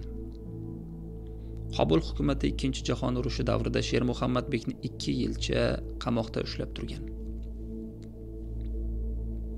Bu paytda uning ukasi Nurmuhammadbek ham afg'onlarning qamoqxonasida o'tirib chiqadi. Ular ozodlikka chiqqach Afg'onistonni tark etishdi. Shermuhammadbek keyinchalik ma'lum muddat Hindistonda 51-55-yillarda, Pokistonning Peshawar shahrida yashagan 51-yili Afg'onistonda yashagan turkistonlik muhojirlar Turkiyadan siyosiy boshpana olishdi. Aka-uka Shermuhammadbek va Nurmuhammadbeklar bu ishga bosh-qosh bo'ldilar. Shermuhammadbek vaqtincha Peshawar, Nurmuhammadbek Karochida yashab, 1111 kishini Turkiyaga jo'natishdi. Nihoyat 1955-yili Shermuhammadbek o'z oilasi bilan Turkiyaga keldi va to umrining oxirigacha Turkiyaning Adana shahrida hayot kechirdi. 1970-yili 10-martda Shermuhammadbek, 1984-yili 10-yanvarda Nurmuhammadbek Adana shahrida vafot etishdi. Shermuhammadbekning o'limi turkistonlik muhojirlar uchun katta yo'qotish bo'ldi. O'sha kunlari Adanada motam e'lon qilindi. Uning dafn marosimiga minglab kishilar yig'ildi. Marosim qatnashchilari Turkiston milliy bayrog'i va Shermuhammadbek tobutini ko'targan holda butun shaharni aylanib chiqishdi. Shermuhammadbek Adana shahridagi ulkan qabristonda dafn etilgan. Uning qabri ustiga o'rnatilgan marmar toshda lotin yozuvida Turkiston istiqlol mujodalasi bosh qo'mondoni Shermuhammadbek 78 yoshida 10-mart 1970 tarixda haqning rahmatiga qovushdir degan so'zlar o'yib bitilgan. Haqning rahmatiga qovushmishdir. Shermuhammadbekning avlodlari bugungi kunda Adana, Istanbul va Nyu-York, Bonton shaharlarida yashashmoqda. Shermuhammadbekning xotiralari. Farg'ona vodiysidagi istiqlolchilik harakati tarixini o'rganishda Shermuhammadbek Qurboshining xotiralari muhim manba bo'lib xizmat qiladi. Avval ham ta'kidlab o'tilganidek, mazkur xotiralar milodiy 1927-yil fevral oyi, hijriy 1345-yilning Shabon oyida Qobulning Bog'i Alimardon degan joyida aka-uka Shermuhammadbek va Nurmuhammadbek tilidan andijonlik Abdulhay Maxtum Abdulhamid Ko'char tomonidan yozib olingan. Abdulhamid Ko'char 100 yoshida 2008-yil 8-oktyabrda Turkiyaning Adana shahrida vafot etdi. Uning o'g'li tarjimon va ijodkor Chig'atoy Ko'char ayni paytda Adana shahrida istiqomat qiladi. Bu xotiralar 1-marta 1930-yilda Mustafa Cho'qay muharrirligida Fransiyada chop etilayotgan Yosh Turkiston jurnalida o'zbek tilida arab imlosi bilan nashr etildi. Keyinchalik xotiralar Turkiyada ham bir necha marta e'lon qilindi. Bu xotiralarni turkiyalik mashhur tadqiqotchi Ali Bodomchi 1949-yili 1-marta tug'ilgan, o'zining 1975-yili Istanbulda chop etilgan turk tilidagi Turkiston milliy istiqlol harakati qurboshilari va Anvar Poshsho nomli kitobining 1-jildida bosib chiqardi. Ushbu satrlar muallifi 2009-yili mart oyida Adana shahrida bo'lganida Chig'atoy Ko'charning xonadonidagi boy shaxsiy kutubxonasida bo'lib, unda xotiralarning asl nusxasini ko'rgan va ko'chirma olgan edi. Shuningdek, xotiralarning nusxasi Adanada istiqomat qiluvchi iqtisodchi va tarixchi Ali Bodomchining shaxsiy kutubxonasida ham mavjud bo'lib, muallif bu yerda ham qo'lyozma va kitoblar ustida ishladi. Andijon davlat universiteti professori Ruslanbek Shamsuddinov 1995-yil oktyabr-dekabr oylarida Nyu-Yorkda, AQShda bo'lganida Shermuhammadbekning o'g'li Davronbek va jiyani Anvarbek tomonidan unga xotiralarning bir nusxasi taqdim etiladi. Shamsuddinov bu xotiralarni 1997-yili Fan va turmush jurnalida hamda 2006-yili Tarixning hasratli sahifalari nomli kitobda e'lon qildirdi. Biz xotiralarning ushbu nashrini tayyorlashda asl nusxa hamda Turkiya va O'zbekiston nashrlarini qiyosiy jihatdan taqqoslab ularga tayandik. Shermuhammadbek xotiralarining matni quyidagicha. Muhtaram orqadoshlar, Rossiyada hurriyat tarafdorlari Rossiya imperatorligiga qarshi bir harakat etishibdir. 1936-yil hijriyda Mutobik 1917-yil Isaviyda muxtoriyatlarini olib, har millat o'z huquqiga sohib bo'lur, 2 yil hurriyat tarixi ila hukm surdi. Bu hukumat tashkil bo'lib, usuli saltanati, usuli mashvarat ila taqdil etildilar. Oqibat muxtoriyatchilarga qarshi inqilobchilar xuruj qilib, kommunist yoki bolshevik shiori ila buyuk bir to'fon keltirdi. Bu to'fonni hasharotlari va zaharlari ila hayvonotlar bechora oq guruhlarni halok etib, muxtoriyatni mahv etdi. Bu muhoraba 2 yil davom etdi.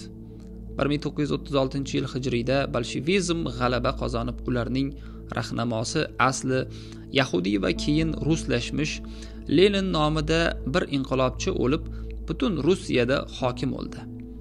So'ngra bu bolshevizmga Rossiya va musulmon millatchilari takror isyon etib, bir tarafdan muhoraba ochdilar. Jumladan Turkistonning Farg'ona, Xiva va Buxoro atroflarida cho'x mujohidlar maydoni muhorabaga otildilar. Bulardan mashhurlari 7 yil davomida g'ayrat etganlardan 2 kimsa edi. Biri Farg'ona mujohidlari raisi Shermuhammadbek esa, ikkinchisi Buxoro mujohidlari raisi Ibrohimbek edi. Shermuhammadbek janoblari zotinda bir o'zbek jamoasidan o'lib, otalari Qo'shoq Mirzo Hoji nomli bir zot edi. Bular otadan 4 vujudga kelib, birinchisi Toji Muhammadbek, ikkinchisi Ro'zi Muhammadbek, uchinchisi Sher Muhammadbek, to'rtinchisi Nur Muhammadbek va beshinchisi Tosh Muhammadbek edi. Bulardan uchinchisi Sher Muhammadbek bolshevizmdan vatanlarini qutqarmoq uchun 1917-yilda muhorabaga otilib chiqdi. Bu zot ibtidoiy chiqdiganda 100 nafarcha yigitlari ila g'ayrat etib, 2 siza tarafında minglarcha askarlarga sohiblik bo'ldi. Shul vaqtda Farg'onani har bir atrofidan chiqmish mujohidlar boshlig'i Qo'rboshi nomi ila shuhratlanib, umuman bir raislari yo'q edi. So'ngra sahifalarda yozilmish 8 nafar qo'mondon bir Qo'rboshilikda hokimi mulkdor kabi o'z askarlariga hukm yuritar edi. So'ng bu Qo'rboshilar quvvat topib 1918da mazkur Shermuhammadbek umuman Farg'ona mujohidlariga rais bo'ldi. Bu raislikda 4 yil davom etdi. Bu vaqtda 100 ming muntazam askarlarga molik bo'lib, bir kabi farmon etar edilar. Shu 1922 sana Sharqiy Buxorodan Anvar Poshsho marhum qarshi ish ochib, Shermuhammadbekni ko'mak uchun chaqirdi.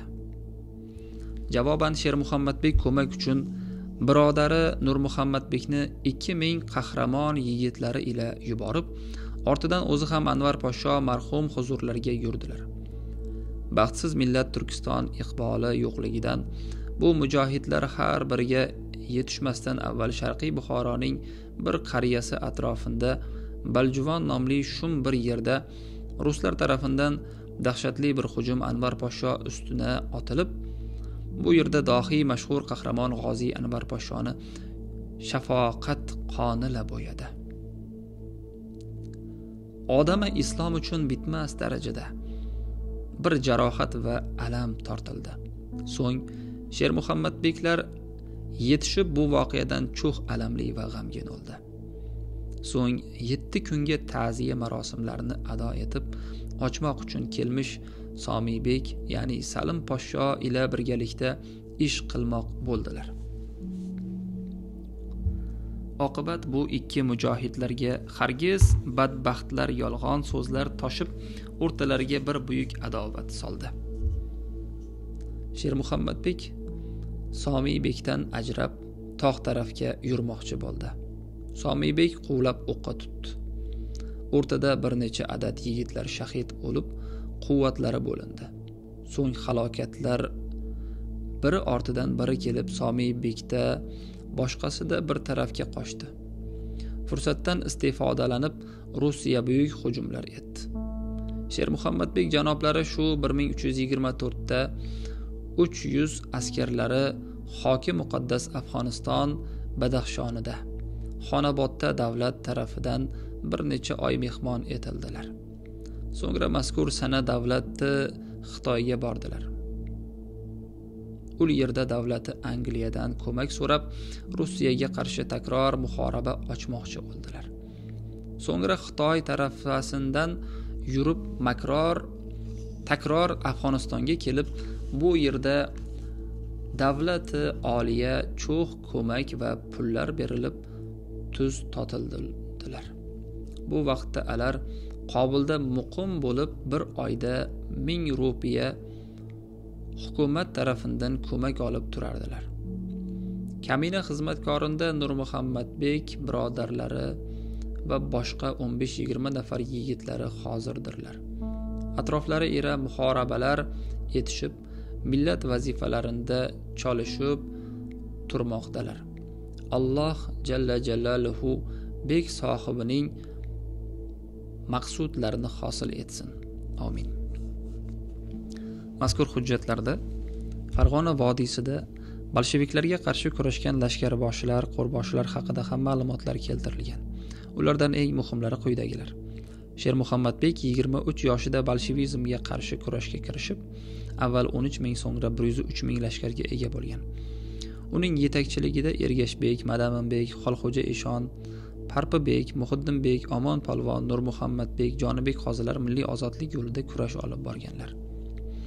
Qo'qonlik Ergashbek 35 yoshida 6 yil urush olib borgan. 12 ming askari bo'lgan muhoriba maydonida shahid bo'lgan. Marg'ilonlik Madaminbek 23 yoshida 10 ming askari bilan 3 yil urush olib borgach, 1920-yil mayida shahid bo'lgan. O'shlik Xolxo'ja 43 yoshida 8 nafar lashkar boshliqlari 10 ming askari bo'lgan bir guruh yigitlari bilan Oloy vodiysida qor ko'chkisi tagida qolib ketgan. Andijonlik Parpibek qo'rboshi 35 yoshida 8 nafar lashkar boshliqlariga 10 ming jangchiga ega bo'lib 5 yil kurash olib borgan. 1921-yili So'zoqda shahid bo'lgan. Ko'kjarlik Muhiddinbek 40 yoshidan boshlab 11 nafar lashkarboshi 13 ming qirg'iz yigitlaridan iborat jangchilari bilan 7 yil urush olib borib shahid bo'ldi. Namanganlik Omon Polvon 6 lashkarboshi 8 ming askar bilan 7 yil jang qilib shahid bo'lgan. Yakkatutlik Nurmuhammadbek 18 yoshida 7 yil urush olib borib keyinchalik Turkiyada vafot etgan. O'zganlik Jonibek qozi milliy kurashni boshlaganida 50 yoshda edi. U 4 nafar lashkarboshiga va 10 ming askarga ega bo'lib 7 yil urush olib borgan. So'ng Sharqiy Turkistonga muhojir bo'lib o'tib ketgan. Ergashbek qo'rboshining qo'li ostida quyidagi lashkarboshilar bo'lgan. Qo'qonlik Eshmuhammadbek 35 yoshda.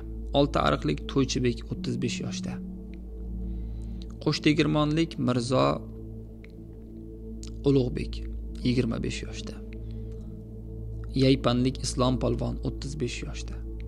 Beshariqlik Hamdam Hoji 35 yoshda. Kissa ko'zlik Usmon Dev 30 yoshda. Oltiariqlik Sulton G'oziy 40 yoshda. Voruhlik Mulla Po'lat 30 yoshda. So'xlik Abdurrahim Mahdum 45 yoshda. Madaminbek qo'rboshining qo'li ostida quyidagi lashkarboshilar bo'lgan. Nayza Qayrag'ochlik Solih Maxtumbek 30 yoshda. Namanganlik Ismoil Polvon 32 yoshda. Qalmoqlik Usmonbek 33 yoshda. Oqyorlik Qozoqboybek 26 yoshda. Qorakiyiklik Hoshim Polvon. Imomatalik Xolxo'ja Sohib Qori 35 yoshda. Arabonlik Yo'lchibek 32 yoshda. Buloqboshlik Tesha Qaysar 30 yoshda. O'shlik Oqsoq Niyoz 25 yoshda. O'shlik No'monbek 20 yoshda. So'zoqlik Mulla Umurzoqbek 40 yoshda. O'shlik Said Ahmadbek 25 yoshda. Sultonobodlik Yo'ldosh Polvon 30 yoshda. Bularning hammasi bolsheviklar bilan janglarda shahid bo'lgan. Ularning har biri qahramon. Ularning har biri qaramog'ida 1200 nafardek o'zbek o'g'lonlari bor edi. Andijonlik Parpibek qo'rboshi qaramog'ida 7 nafar lashkarboshi bo'lib, har birida 1200 yigit bo'lgan. Bu lashkarboshilar ham bolsheviklarga qarshi olib borilgan janglarda qahramonlarcha shahid bo'lishgan. Ular quyidagilar. Xarabeklik Yunusbek qo'rboshi 45 yoshda. Omoncho'ralik Isroilbek. Urganchilik Mahkam Hoji 40 yoshda. Mirobodlik Qozoqboy 25 yoshda. Mulla Abdurazzoq 30 yoshda. Andijonlik Oxunjon 35 yoshda. Mirzo Tog'a 50 yoshda. Omon polvonni qo'l ostidagi lashkarboshilar. Qo'rboshilik Rahmon Qulibek 40 yoshda. Baliqchilik Yo'ldosh Chumoq 30 yoshda. Xo'jaobodlik Sotiboldi Qozi 32 yoshda. Baliqchilik Ro'zi Muhammadbek 27 yoshda. Xivalik Hoji To'rabek 35 yoshda. Momoxonlik Boy Tumanbek 35 yoshda. 1200 yigitlarga rahbarlik qilgan bu lashkarboshilar ham shahid bo'lganlar. Mazkur hujjatlarga ko'ra Nurmuhammadbekning qo'mondonligi ostida quyidagi 25 nafar lashkarboshi bo'lgan. Eng yoshi 18 yoshlik. Qumariqlik Sotiboldi Sohib 18 yoshda. Garbuvalik Umar bilan Toshmuhammad, Abu Siyolik Dardaqbek, Qorasoqollik Ergash polvon va Yusuf polvon, Suvkechinlik Asqarbek, Suvkechiklik Asqarbek, Cheklik Rahmatali, Xonariqlik Jo'rabek va Ergash, Tevagumlik Avliyoxon To'ra, Garbuvalik Ro'zi Muhammad, Qiziloyoqlik Ahmad polvon, Zilxalik Aliyorbek va G'anixon, So'qoqlik To'xtasin, Xo'ja Hasanlik Umarali Quloq, Tolmozorlik Mulla Xotam, Sho'rbuloqlik Muhammad Ro'zibek, Koroskonlik Yusufjon Maxtum, Jugonlik Mulla Po'lat, Shokir Qo'rboshi, Tojik qishloqlik Qo'shmurod, Olti ariqlik Qoraboy, Naynavolik Muhammad Ali. Jonibek qozini ixtiyorida 4 nafar lashkarboshi bo'lib, ular ham bolshevizm bilan kurashda shahid bo'lgan. Shamsiddinbek 47 yoshda. Olayqullik Jamolbek 30 yoshda. O'zganlik Qo'rboshlik Qodirbeklar 35 yoshda qirg'iz. Qurshoblik Putikov 34 yoshda rus. 1927-yili Qobuldagi bog'i Alimardonda aytilgan xotira va tuzilgan shahid lashkarboshilar ro'yxatidan keyin mana bu so'zlar bitilgan. Qabringda rohat top, millat shahidlari, yosh Farg'ona mujohidlari qahramonlari. Yashasin millat qahramonlari, oh Farg'ona. Shermuhammadbek sha'niga otilgan tuhmat toshlari. Butun Rossiya favqulodda komissiyasi, ya'ni VCK, so'ngra Birlashgan Davlat siyosiy boshqarmasi, ya'ni OGPUning sharqiy bo'limi mudiri millati armani bo'lgan chekist Georgiy Agabekov 20-asr 20-yillarda Turkiston, SSSR va BXSRda josuslik ishlari bilan shug'ullangan. Anvar Poshoni Sharqiy Buxoroda Baljuvonda 1922-yil avgust oyida halokatga uchrashida uning ham qo'li bor. 10 yildan ortiq vaqt davomida chekist sifatida juda ko'p begunoh odamlarni qon qaqshatgan. Agabekov o'z e'tiqodiga xiyonat qilib 1929-yili o'rtalarida xorijga qochib ketadi. Uning Maxfiy missiya nomli xotiralari kitobi 1930-yili Parijda rus tilida nashr etilgach, G'arbda katta shov-shuv bo'lib ketadi. Agabekov 37-yili NKVD agentlari tomonidan xorijda o'ldirildi. Agabekovning kitobi 1998-yili Moskvada ham rus tilida nashr qilindi. O'zining razilona qilmishlarini xotiralarida ustalik bilan niqoblagan va kommunistik mafkuraga qarshi kurash e'lon qilgan ana shu Kas Yevropa davlatlarida yashab yurgan davrida o'zini iflos panjasini Shermuhammadbekka qarshi cho'zgan. Agabekov Parijda chiqayotgan Yosh Turkiston jurnalida 1930-yili 11-sonida Shermuhammadbek haqida tuhmat va bo'xtonga to'la xotira maqola e'lon qiladi. Maqolada yozishicha, Shermuhammadbek Qo'rboshi go'yoki chekistlar va u bilan hamkorlik qilgan emish. Jurnal tahririyatini bu maqolani chop etishdan maqsadi Shermuhammadbek tuhmatchiga qarshi raddiya yozajagi va bolsheviklarni sobiq josusini fosh qilishiga ishonadi. Ayni paytda tahririyat tomonidan Agabekov maqolasiga quyidagicha sharh beriladi.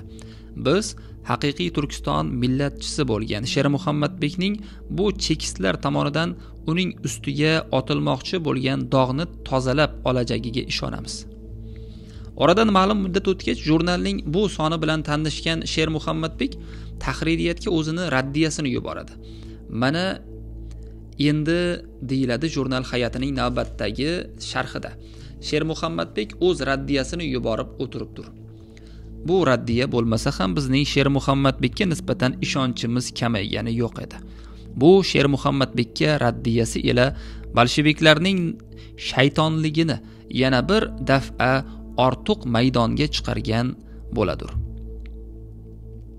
Yosh Turkiston jurnali bu sharh bilan Shermuhammadbekning Qobuldan Parijga yo'llagan quyidagi maktubini chop etadi.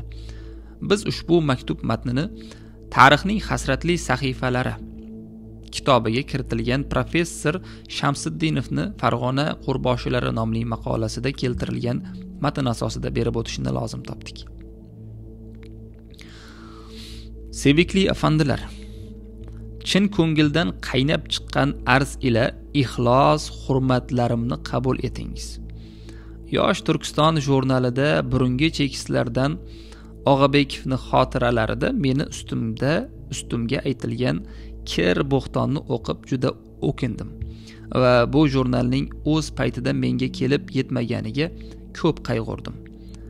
Tangri yarlaqasin shu kunlarda muhtaram muftiy Sadriddinxon hazratlarining Qobulga kelib qolishlari jurnalning bu masala ila aloqador sonini o'qib chiqishimga sabab bo'ldi. Shu paytdayoq qo'limga qalam olib o'zimning milliy muqaddas vazifamni bajarishga, ustimga haqsiz otilgan qora tuhmatni itqitib tashlashga qaror qildim. Istakli afandilar, bizning milliy va ezgu vazifalarimizni anglatib, chizib o'tishlaringizga chin yurakdan minnatdorlik qilaman. To'g'ri, Turkistonning hur tirilishi uchun ko'kragini kerib, kurashib o'lgan minglarcha Turkiston shahidlarining muborak qonlari mas'uliyati ustimizda ekanligini biz mujohidlar sira unutmaymiz. U muhtaram sharaflik shahid to'g'onlarimizning qonlari bizni bunday kir manjus tuzoqqa ilinmasligimizni amr etadi. Oyo bu kunlarda bolsheviklarning minglarcha millat xodimlarimizni nohaq o'qqa tutib turg'onda qanday bir vijdonsiz xoin ularning ko'magiga qo'l uzatadi ekan? Men Og'abekov va uning manjus idorasi GIPU vakillari bilan hech vaqt hech qanday yerda ko'rishmadim. Pul ham olmadim. Haqqimdagi so'zlarning boshdan oyoq qip-qizil yolg'on ekanini ochiq-oydin e'lon qilaman. Og'abekovning qo'lida meni qoralay turgan kichkina bir dalil bor bo'lsa, mana maydon. Marhamat etsin. GIPU tuzog'iga ilinadigan ayg'oq qoni menda yo'q. Men boshqa mujohidlar bilan birga sharaf bilan millatimning qutulishi uchun chalishdim. Ko'ksimni o'qqa devor qilib urishdim. O'sha sinashda dushmanimiz bo'lgan zolim bolsheviklar ila bundan keyin ham urushishga hozirman. Muhtaram afandilar, mening yuqorida yozgan kichkina raddiyamni mendan bo'lmagan sabablarga binoan kechikishiga qaramay jurnalingizga bosib dunyoga tarqatsangiz, bo'ynimga buyuk bir minnat qo'ygan bo'lar edingiz. To'liq hurmatlarimni qabul etingiz. Shermuhammadbek, Afg'oniston, Qobul, 8-noyabr 1934-yil. Shermuhammadbek qo'rboshiga qilingan tuhmatlardan yana biri uni Madaminbek o'limiga aloqadorlikda gumon qilish va ayblashdir. Ushbu satrlar muallifi 2001-yilda Abu Matbuot Consult nashriyotda chop etilgan o'zining Madaminbek tarixiy risolasida Madaminbekning sirli o'limi to'g'risida maxsus to'xtalib o'tgan edi. Bu o'rinda esa Shermuhammadbekning bu fojiaga aloqasi yo'qligini yana bir marta ta'kidlagan holda mavzuga oid ayrim fikrlarni aytib o'tishni lozim topdik. Shermuhammadbekning o'zi 20-asr 60-yillarida sovet tarixchilari va ayrim g'alamislarning Madaminbek halokatida uni aybdor qilishlariga Amerika ovozi radiosi orqali quyidagicha javob bergan. Madaminbekning o'limiga men aybdor emasman. Uni urush chiqarish maqsadida o'sha paytdagi 1-armiya qo'mondoni Zinavev ottirib daryoga tashlab yuborgan. Turkiyalik iqtisodchi va tarixchi olim Ali Bodomchi o'zini Turkiston Milliy istiqlol harakati qo'rboshilar va Anvar Poshsho nomli mashhur asarida yozishicha, Madaminbekni chekistlarning topshirig'i bilan Soyib qori va Lutfullo Maxtum o'ldirib Buxoroga qochib ketganlar. Bu haqida ularning o'zlari keyinchalik e'tirof etishgan. Ali Bodomchi Madaminbek qo'rboshini Shermuhammadbek o'ldirgan degan fikrni tamoman rad etib, Madaminbekni bolsheviklarning o'zi o'ldirtirib yuborgan degan xulosaga keladi. Biz ham shu fikrdamiz. Ushbu satrlar muallifi tomonidan 1994-yilda yozilgan Farg'ona vodiysidagi istiqlolchilik harakati mohiyati va asosiy rivojlanish bosqichlari mavzusidagi nomzodlik dissertatsiyasida Madaminbekning haqiqiy qotili bolsheviklar va Qizil armiya qo'mondonligi vakillari ekanligi ta'kidlangan. Afsuski, nafaqat Sovet davrida yaratilgan tadqiqotlarda, balki mustaqillik yillarida e'lon qilingan ko'plab kitoblarda ham Madaminbek qo'rboshi Shermuhammadbek tomonidan o'ldirilgan degan yanglish fikr ustuvorlik qilgan. Holbuki, hatto Sovet idoralari rahbarlari tomonidan o'sha paytda tayyorlangan arxiv hujjatlarining dalolat berishicha, Madaminbekning sirli o'limida Shermuhammadbekning mutlaqo aloqasi bo'lmagan. Keyinchalik kommunistik mafkura milliy istiqlol uchun kurashgan Shermuhammadbek va safdoshlarini nomlarini badnom qilish uchun bu uydirmani to'qib chiqargan va uni o'z gumashtalari orqali o'zbek xalqi ongiga singdirgan. Sovet davrida takrorlanaverib siyqasi chiqqan bu uydirmani faylasuf professor I. Karimov 1993 va 2000-yillarda nashr qilingan Madaminbek kitobida hamda 2012-yilda chop etilgan maqolasida yangicha ohangda takrorlab jamoatchilik fikrini chalg'itish bilan ovora bo'ldi. O'z paytida faylasuf olimning bu xato qarashiga kamina tomonidan munosib javob berildi. Biz bilan bo'lgan o'zaro suhbatda Shermuhammadbekning qizi Saodatxon aya va jiyani Anvarbek akalarni aytishicha, Madaminbek qo'rboshi Shermuhammadbekning yoshlikdagi do'sti. Bolsheviklarga qarshi birgalikda kurashish uchun qasam ichgan 7 yigitning biri. Madaminbek bo'lsa ikkinchisi Shermuhammadbek ekanligi. Shermuhammadbek o'z quroldosh do'sti xotirasiga hurmat sifatida nevarasiga uning ismini qo'yganligi. Saodatxon ayani 1947-yil Qobulda tug'ilgan katta o'g'li Muhammad Amin Bek deb ataladi. U hozir Istanbulda yashaydi. Katta qizi Saodatxon u 1930-yil Qobulda tug'ilgan.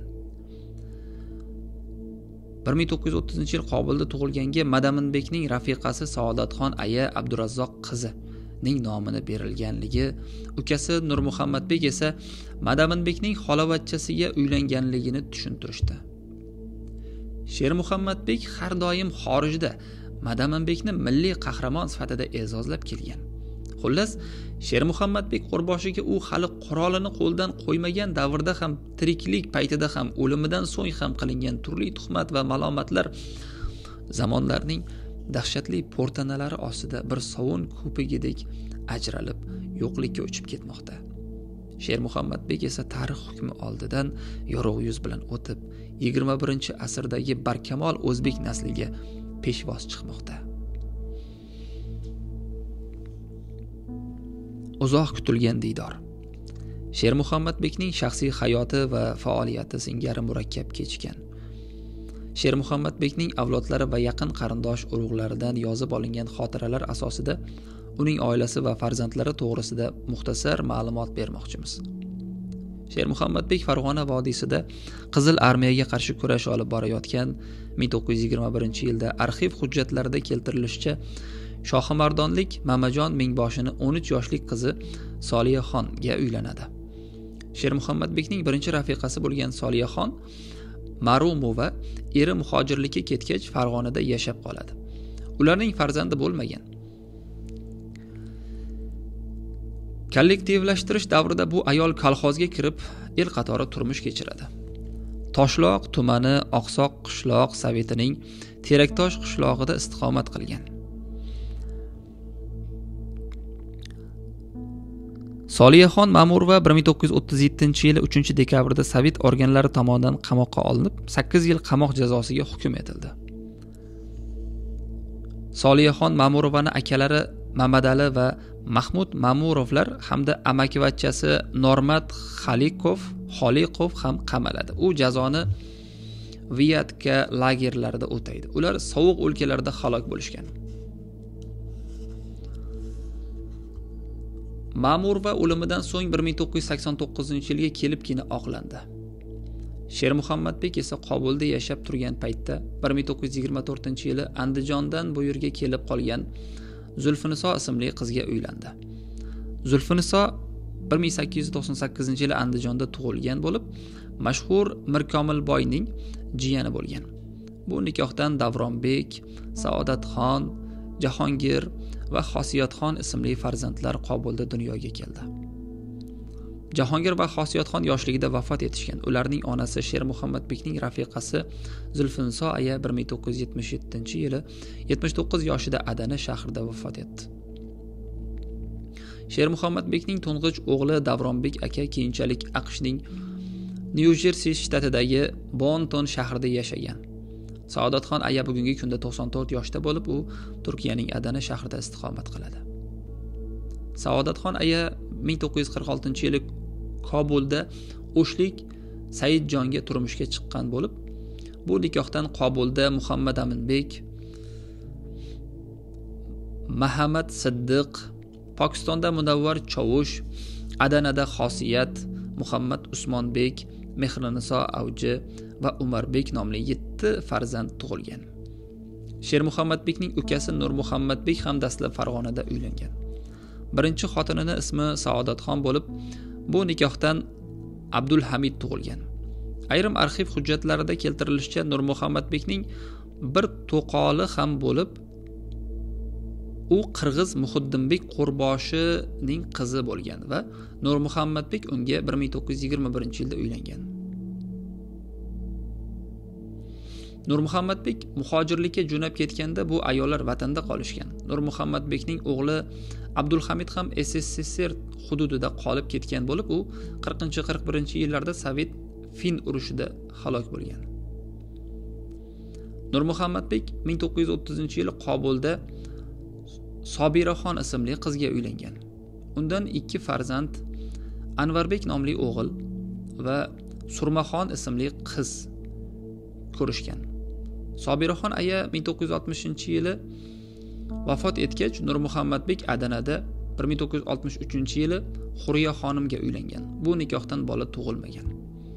Nurmuhammadbekning o'g'li Anvarbek aka keyinchalik AQShning Nyu-Jersi shtatidagi Bonton shahrida rafiqasi Munavvar Karimjon qizi bilan istiqomat qilgan. Surmaxon esa amakisi Shermuhammadbekning o'g'li Davronbekka 1953-yili Kobulda turmushga chiqqan bo'lib, u ham hozirgi paytda Bonton shahrida oilasi bilan yashaydi. Davronbek aka va Surmaxon ayaning Adanada tug'ilgan Saviloy, Oydinbek, Otillabek, Chingizbek nomli 4 nafar farzandlari bor. Ushbu satrlar muallifi Toshkent shahrida 1997-yili Shermuhammadbekning AQShda yashovchi nevarasi Oydinbek, ya'ni 1961-yili Adanada tug'ilgan Davronbekning o'g'li artist Gulchehra Foziljonovaning kuyovi bilan uchrashgan va suhbatlashgan edi. 2008-yili iyul oyida Toshkentda Shermuhammadbekning jiyani Anvarbek aka Nurmuhammadbekning o'g'li bilan 3 kun davomida qizg'in muloqot bo'ldi. Anvarbek aka 1934-yili Qobulda tug'ilgan bo'lib, u kishi o'sha paytda AQShning Nyu-Jersi shtatidagi Bonton shahrida istiqomat qilgan. Nihoyat 2009-yili mart oyida Adana shahrida Saodatxon aya bilan uzoq kutilgan uchrashuv yuz berdi. Bu suhbatlarda Shermuhammadbek faoliyati haqida nodir ma'lumotlar olindi. Shunday qilib Marg'ilonlik Madaminbek va Shermuhammadbek Qo'rboshilar o'z hayotlarini ona vatan Turkiston ozodligi va istiqloli uchun kurashga bag'ishlashdi. Ularning biri Marg'ilonning mard yigiti Madaminbek ana shunday kurashlar jarayonida 28 yoshida sirli va noaniq tarzda halok bo'ldi. Madaminbek Qo'rboshilar tomonidan o'ldirilgan degan fikr uzoq yillar davomida isbot talab qilinmaydigan qarash aksiomaga aylandi. Holbuki Madaminbekning 1920-yili siyosiy va harbiy sahnani erta tark etishidan eng avvalo bolsheviklar hamda Qizil armiya qo'mondonligi manfaatdor bo'lgan. Shuning uchun ham Madaminbekning haqiqiy qotili bolsheviklar edi. Marg'ilonlik Sher yigitlarning sarasi Shermuhammadbek esa u Madaminbekdan 1 yosh kichik bo'lgan. Sovet rejimiga qarshi 6 yil davom etgan shiddatli janglardan so'ng 1923-yili boshlarida 30 yoshida vatan tuprog'ini tark etishga majbur bo'lgan edi. Aka-uka Shermuhammadbek va Nurmuhammadbek Qo'rboshilar qolgan umrlarini turli davlatlarda muhojirlikda o'tkazishdi. Shermuhammadbek hayotining so'nggi 47 yilini, Nurmuhammadbek esa qolgan 60 yildan ortig'ini vatan diydoriga talpinib, yurt sog'inchi bilan yashab o'tdi. Biroq aka-ukalar O'zbekiston Respublikasi mustaqilligini ko'ra olmay muhojirlikda vafot etishdi. Xalqimiz istiqlol nashidasini yurak-yurakdan his qilib turgan mana shunday quvonchli va farahbaxsh kunlarda Marg'ilonlik bu fidoyilar hayoti va faoliyatini xotirlash, ular jasoratidan o'rnak olish, O'zbekistonlik har bir vatanparvar yigit qizning qalb amriga aylanmog'i lozim. Shermuhammadbek Sovet rejimi davrida Ko'rshermat janglarning birida uning chap ko'ziga o'q tekkan edi, deb tahqirlangan va uning jangovar faoliyati soxtalashtirilgan edi. Xayriyatki, vaqt barcha narsani tartibga soldi. Bugungi kunda Shermuhammadbekning serqirra faoliyati to'g'risida Turkiya, O'zbekiston, Italiya, Germaniya va boshqa mamlakatlarda ko'plab kitoblar yozilgan. O'zbek haykaltaroshi Abdumalik Ubaydullayev Shermuhammadbekning haykalini yaratdi. Iste'dodli yozuvchi Jon Rid Abdullaxonovning Tarki dunyo roman xronikasi hamda o'rmonchi ijodkor Mansurxo'ja Xo'jayevni Shermuhammadbek Qo'rboshi nomli tarixiy badiyasi nashr etildi. 2020-yili 10-15 martda Turkiyaning Adana, Bursa va Istanbul shaharlarida Shermuhammadbek Qo'rboshi vafotining 50 yilligi hamda Turkiston Qo'rboshilari faoliyati to'g'risida xalqaro konferensiya o'tkazildi. Unda ushbu satrlar muallifi ham o'z ma'ruzalari bilan qatnashdi. Anjuman kunlari turkiyalik tarixchi Emin Yarim o'g'lining Shermuhammadbek haqidagi kitobining taqdimoti bo'ldi. 2022-yili 10-martda Adana shahrida Shermuhammadbekning haykali o'rnatildi. Har yili Qo'rboshi vafot etgan 10-mart kuni Adana va Turkiyaning boshqa shaharlarida yashovchi o'zbeklar bu yerda to'planib, Shermuhammadbekning xotirasiga hurmat bajo keltirishadi. Shermuhammadbek haqidagi hangomalar. Buyuk shaxslar to'g'risida xalq hamma payt o'z fikrini aytib kelgan. Bu fikr turli davrlarda zamona zayli bilan juz'iy tuzatishlarga uchrasa-da, xalq xotirasida saqlanib qolgan hamda avloddan avlodga o'tib tobora sayqallashib borgan. Mashhur sarkarda va lashkarboshi Shermuhammadbek to'g'risida ham Farg'ona vodiysi aholisi o'rtasida hozirgacha turli hangoma va she'rlar davralarida naql qilinadi. Bu hangomalar og'izdan og'izga o'tib 21-asrga ham kirib keldi. Kommunistik mafkura butun dahshati bilan Shermuhammadbek va uning xotirasiga qarshi kurashsa-da, ular o'zbek xalqi tafakkuridan bu naqllarni o'chirib tashlay olmagan. Ushbu satrlar muallifi ko'p yillardan buyon ana shunday she'rlar, naqllar va latifalarni to'plab yuradi.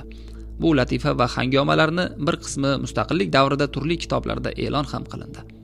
Quyida ana shunday xalq og'zaki ijodi durdonalari bitadan she'r va latifani kitobxonlar hukmiga havola qilmoqchimiz. Ular O'zbekiston xalq shoiri Anvar Obidjonning 6 ariq hangomalari kitobidan olindi. Tog'dan tushadi Shermamat. She'r. Beliga o'qdon bog'lab olib, xirom etigini yog'lab olib, tog'dan tushadi Shermamat. Suyganini quchoqlashga, suymaganini pichoqlashga tog'dan tushadi Shermamat. Musulmondan non olgani, kofirlardan jon olgani tog'dan tushadi Shermamat. Non topmasa och uxlashga, jon topmasa qon yig'lashga tog'dan tushadi Shermamat. Latifa. Qorovay Qo'rboshi bilan To'xta Qo'rboshi Qapchug'ay soydan tik ariq tortib 6 ariqni teng 2ga bo'lib olmoqchi bo'lishibdi. Bu g'alva Shermatbekning qulog'iga yetib, ikkala Qo'rboshini huzuriga chorlabdilar. Jahlini yutib, sipolik bilan gap boshlabdi. 6 ariqni bo'lib olishlaringga qarshiligim yo'q. Ammo lekin Shakar qishloq u mamlakatda Shirin qishloq bu mamlakatda qoladigan bo'lsa, oxiri katta to'polon chiqadi. Qo'rboshilar hech narsaga tushunmay bir-birlariga qarab qo'yib, yana qo'mondonini og'ziga tikilishibdi. Shuni ham tushunmaysanlarmi, xumparlar, debdi Sher Muhammadbek.